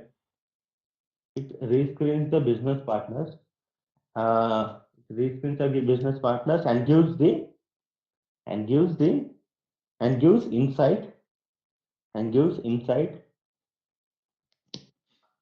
and gives insight into the actual match rate and gives insight into the actual match rate, MATCH match rate, MATCH. Okay, match rate. Okay. Yeah, match rate between the generated SPL terms. Between the generated SPL terms. Between the generated SPL terms. So it means that whenever I have a business partner, it automatically, when I enter into the transactional data, it directly hits the respective DPL list and it screens and it checks whether it matches. Okay, it matches with that SPL terms or not. If at all it matches, then automatically your document level will be blocked, and you can see that my so and so XYZ business partner has been blocked due to so and so reason. Okay. Okay. In the same way, you have a release partner here. The next icon, release partner, the flag. Okay, so you can take down the definition part of this release partner. Okay. Whenever a business partner is released,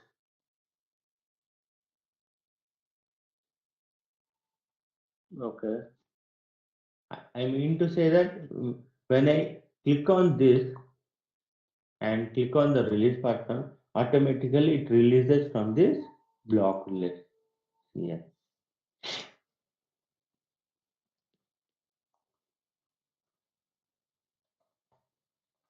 I'm mentioning the reason why I'm releasing this. Yeah. Okay. Then automatically the respective business partner has been moved to the respective portfolio. So whenever a business partner is being released, SAP GTS will not block this partner again. SAP GTS system will not block this partner again.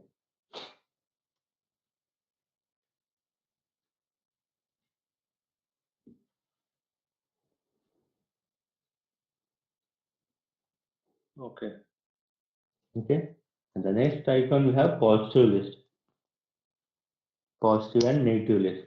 Simultaneously you can see. Yeah. Yeah. The negative list button also. Positive and negative list. Yeah, I can see. Yeah. So whenever you click on the positive list, automatically it indicates the business partners are always released. Always released from this block list. You can notice that. The positive indicates the business partners are always released. And negative indicates the business partners are always blocked.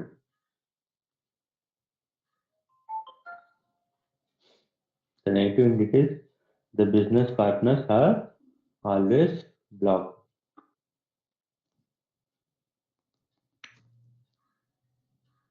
Oh, okay. Okay, any doubts? No, thanks. Okay. Next is confirm block.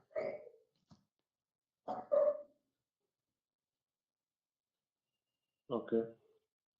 And this option may be used if a hit can be identified as a true SPL match.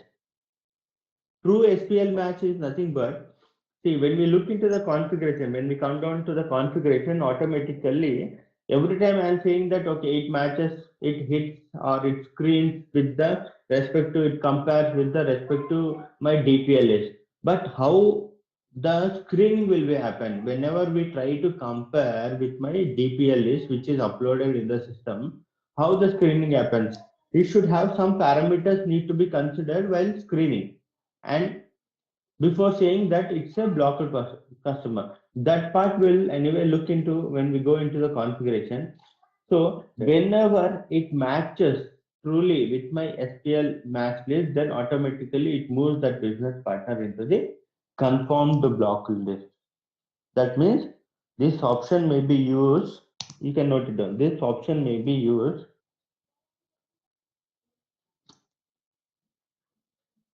this option may be used if a hit, if a hit can be identified, if a hit can be identified as a true SPL match.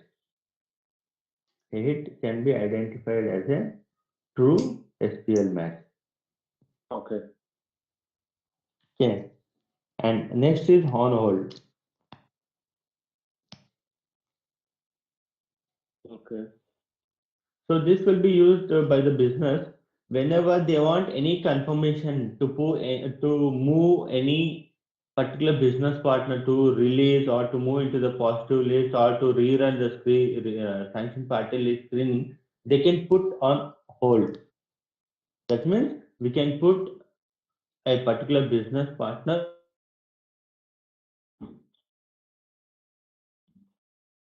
on a temporary hold. Okay, we can put any business partner on a temporary hold in order to make any decision. Okay. Got it? So these are the different options we got and under this business partner. So this will be mostly used by the end users under the client side. So Yeah. this will be at a document level or at the partner level? Business partner level. It is under business partner level, not at the document level. Okay. Okay. Okay, fine.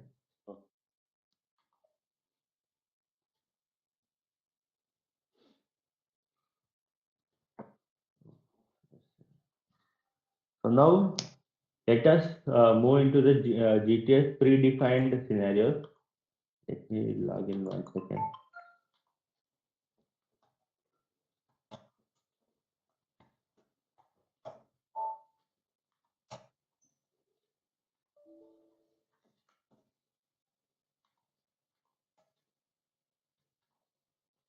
Okay, so let us talk about the different predefined scenarios under the sanction party list. So you can take down the heading as predefined scenarios of SPL. Under that, the menu path will be the GTS area menu, compliance management, sanction party list screening. Predefined scenario. Yeah, GTS predefined scenarios of SPL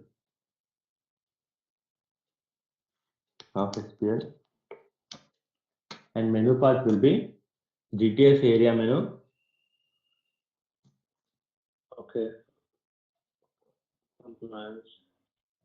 Yeah, compliance management.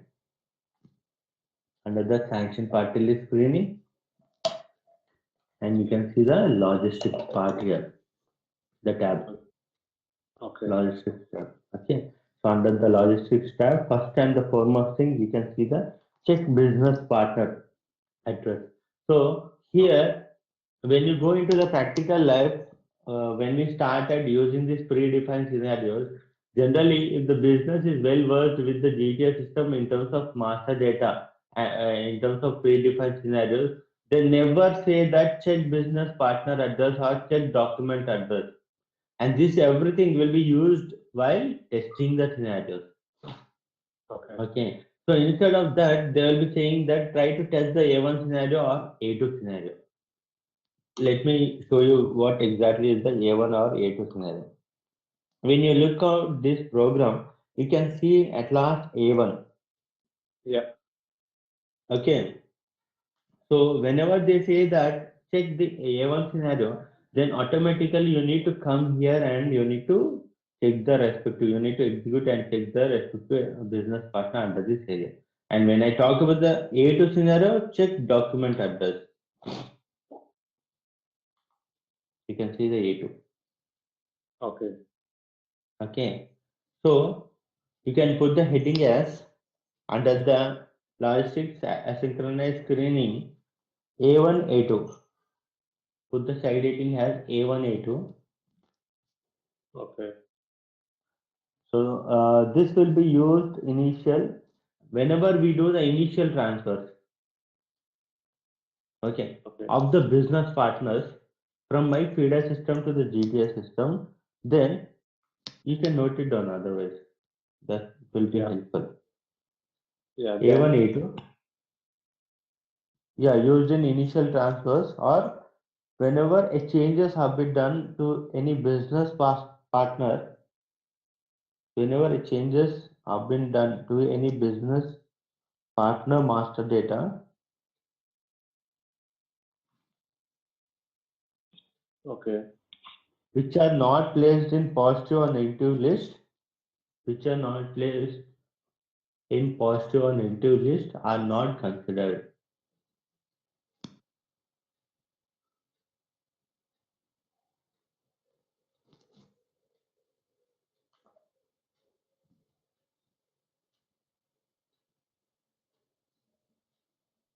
Okay.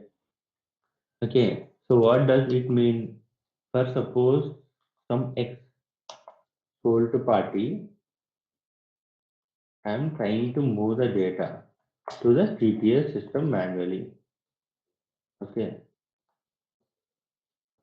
when I move GTS system manually, I want to test this particular data.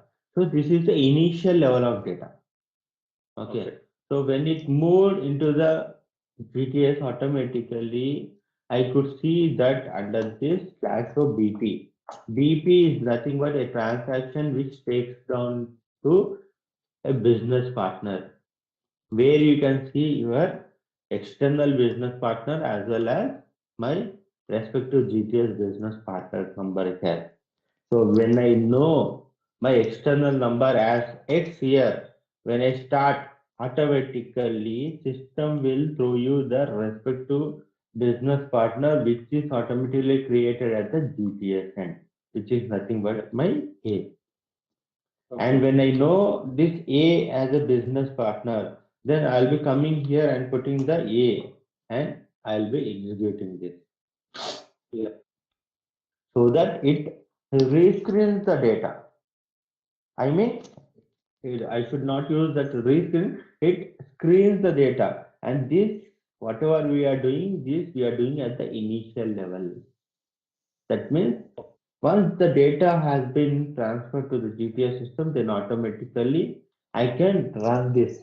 So whenever I run this, it checks it screens the business partner at the address check.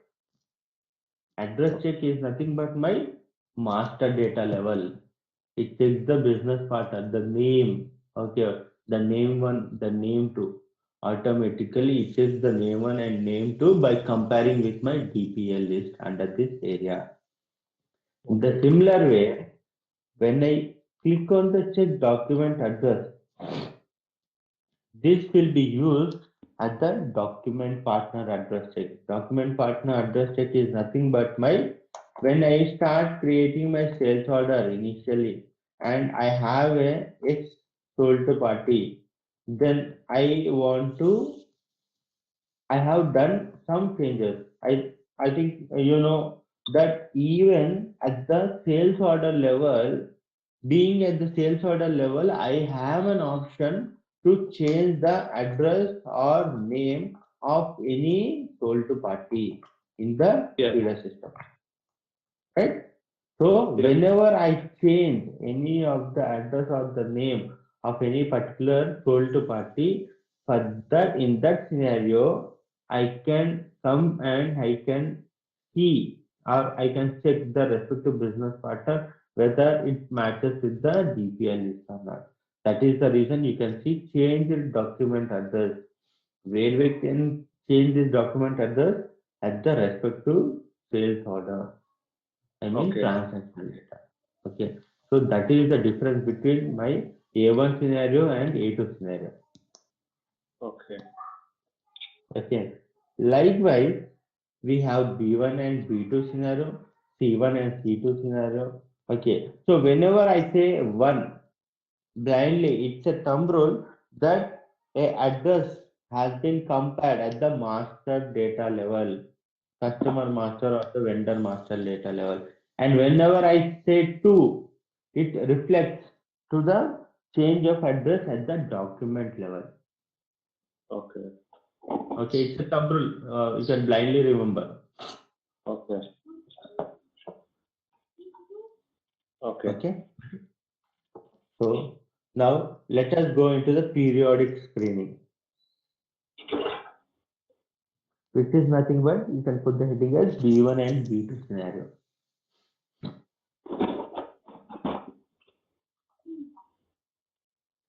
Again, you can see here B1 scenario. B1, B2. Okay. Yeah. B1 for business partner address set and B2 will be my document address set. Here you can see B2. Okay. So as I told you that blindly we can remember that B2 is nothing but at document address and B1 is at business partner address set. So under B1 and B2, what exactly it does?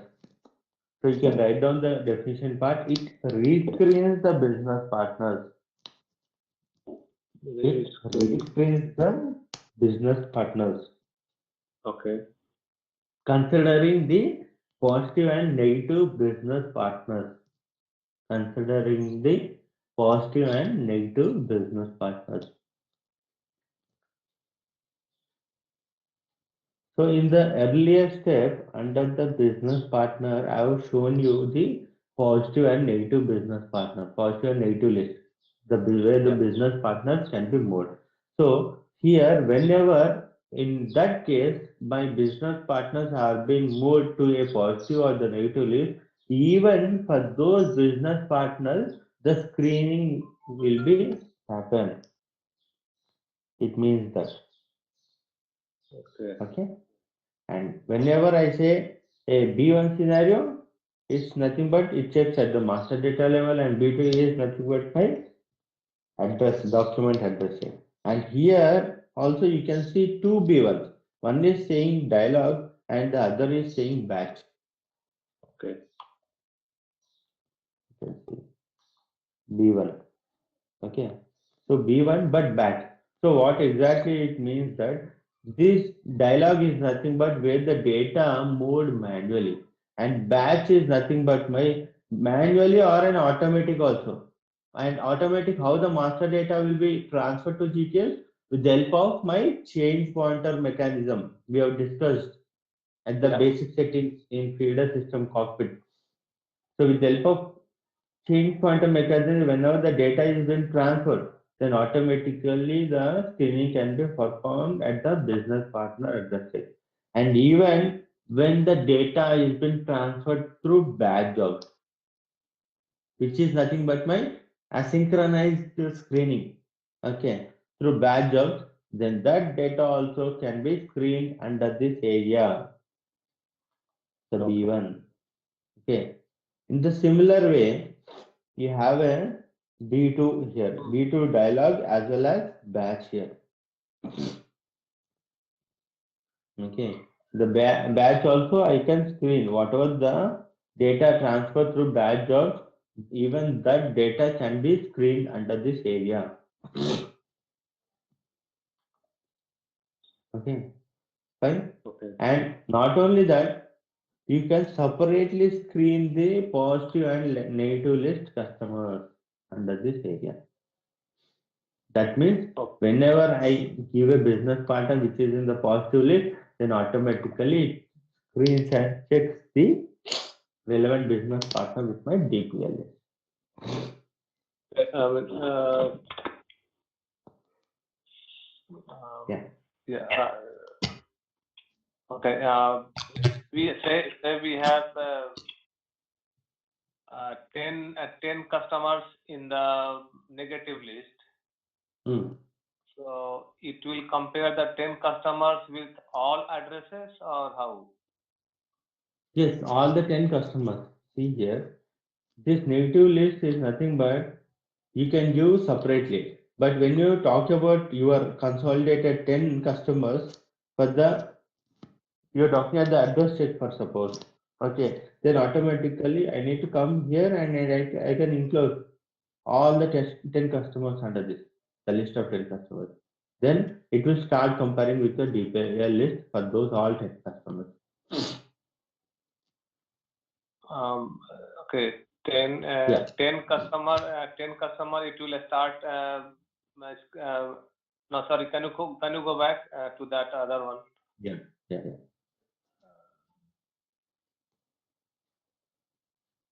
Still coming.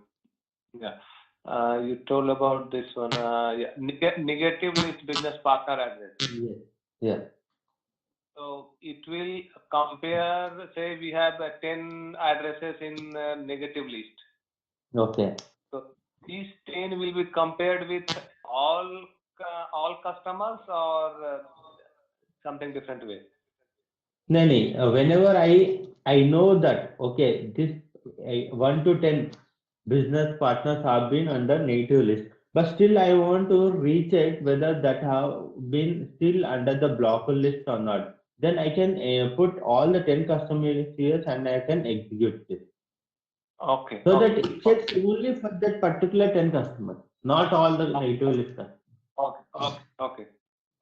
All the native list customers, when it will check, okay, in the normal way, when I go into the document address dialog, then it considers, it rescreens the data for all the positive and negative list, irrespective of any specific native list customers, it rescreens all the business partners which are under the negative and positive list collectively.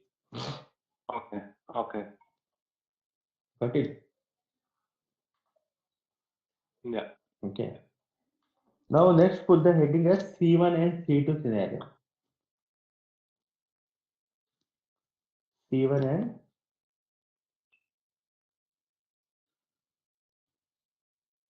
Okay. so when you talk about the C1 and C2 scenario, it checks at the new SPL records. It checks at the new SPL records is nothing but whenever I have, see in the practical life, not once we approach the data provider, he will provide the data list to us, the DPL list, and we upload in the system. But not only that, every frequently, whenever he have any information or updated information regarding the DPL list, from the respective government bodies, then his responsibility to update the same thing to his respective clients, so that we internally need to update accordingly. So in that case, once in a quarter, or it all depends upon country to country how they manage or how they get the information. So when once I got any new SPL record, then in that case I want to check any of the business partner, then I can come into this C1 scenario. Okay. The same way C1 as usual talks about the screens at address check and business partner address check, and C2 will be at the document partner address check. But when you talk in terms of definition about C1 and C2, it screens against new SPL records. That means it checks against new SPL records. New Delta record. Yeah, it can be a Delta record, a Delta files, SPL Delta files. Okay. Okay.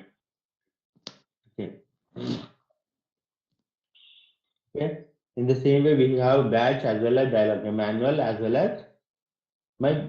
Whenever I have a data through batch job also, I am able to check the data. And next is it. S1 and S2 scenario. And Tilak, what about Yeah. C2? C2, in the same way, C2 checks at the document partner address check. Okay, okay. Okay. C1 checks at the address business partner address check, and C2 checks at the document partner address check. Okay. Next is S1, S2 scenario. Sorry, next one. What is that? S1, S2 scenario. S1 and S2 scenario. S1 and S2. Okay. So when I talk about the S1 and S2 scenario, mainly it is used for testing purposes. We can note on this point also. It is used for testing scenarios, whether address is blocked or not. We can check it out under this S1, S2. Okay.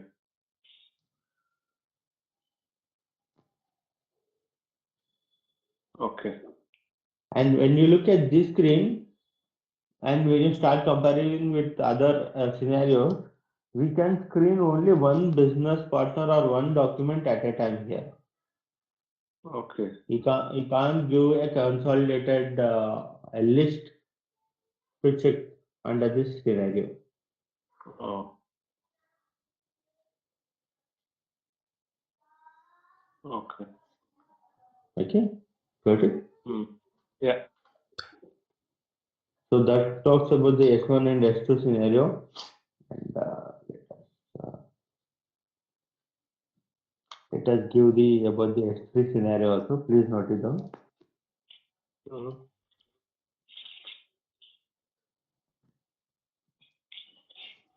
So here, when you talk about the S3 scenario, it has got a different future. Okay. First, suppose in the feeder system or in my GTS system, I have not created any master data for any one of the customer or one of the business partner. But still, I want to compare with my existing GPL list. Okay, some XYZ. Okay. Then automatically that can be screened under this area, simulate, generate, address set. You can note down. We can screen manually.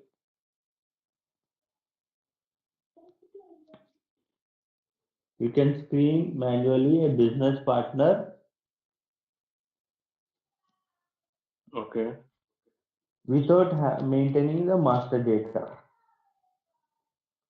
Without maintaining the master data.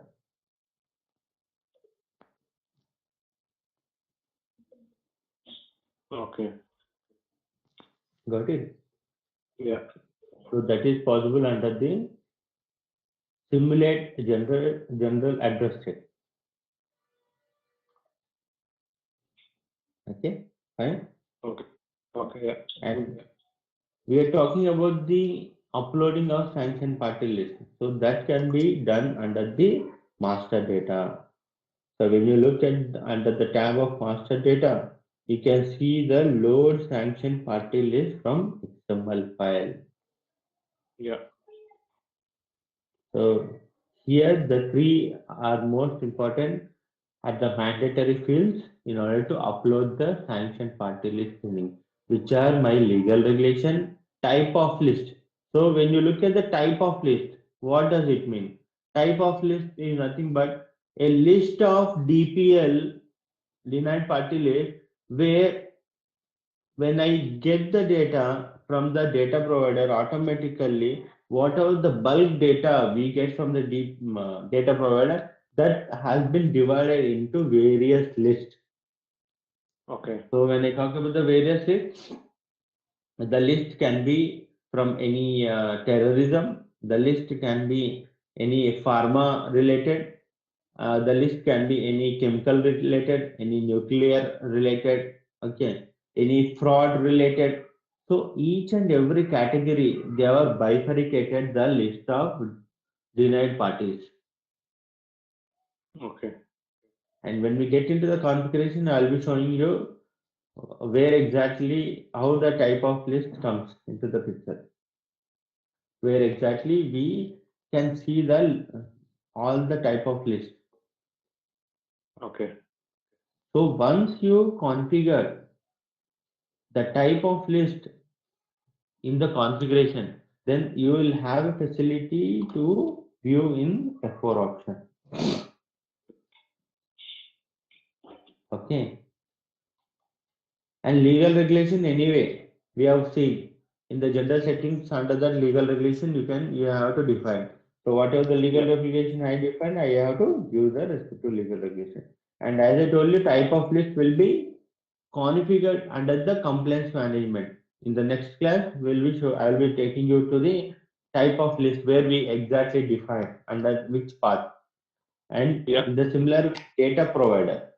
As I told you, when we talk about the data provider, it is created as business partner in GTS system. Okay. Okay. So this business partner can only be in GT or it has to be in R3 also? No. This business partner is only in GTS system. Okay. Okay, business partner related to data provider, a bank, a custom office. Okay, this specifically we have. So whenever we talk in terms of those customers, that will be created in GTS system only. Okay. Okay. So these three are the mandatory information need to be put here to upload the file from your desktop, and the file will be given by your data provider. And without this three, so whenever we get a new DPL list to upload in the system, first and the foremost thing you have to see that in under which legal regulation it has to be enclosed. That information you need to collect it from the client, and in the my XML file itself, I could see that different list types.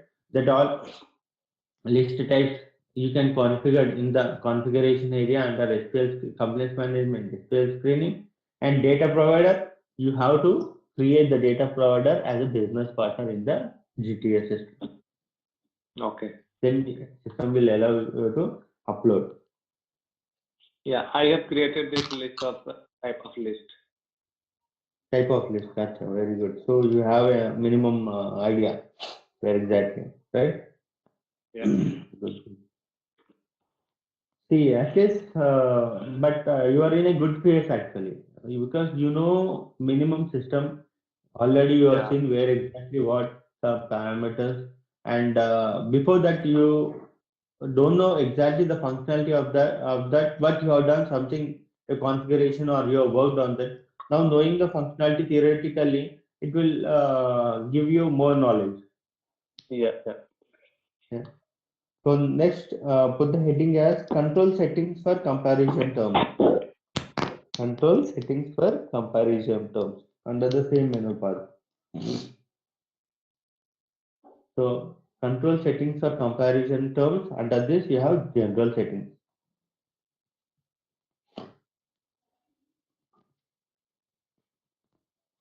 Under this you have general settings. So when you go into the detail, under the comparison terms of sanction list, you have different fields. Okay.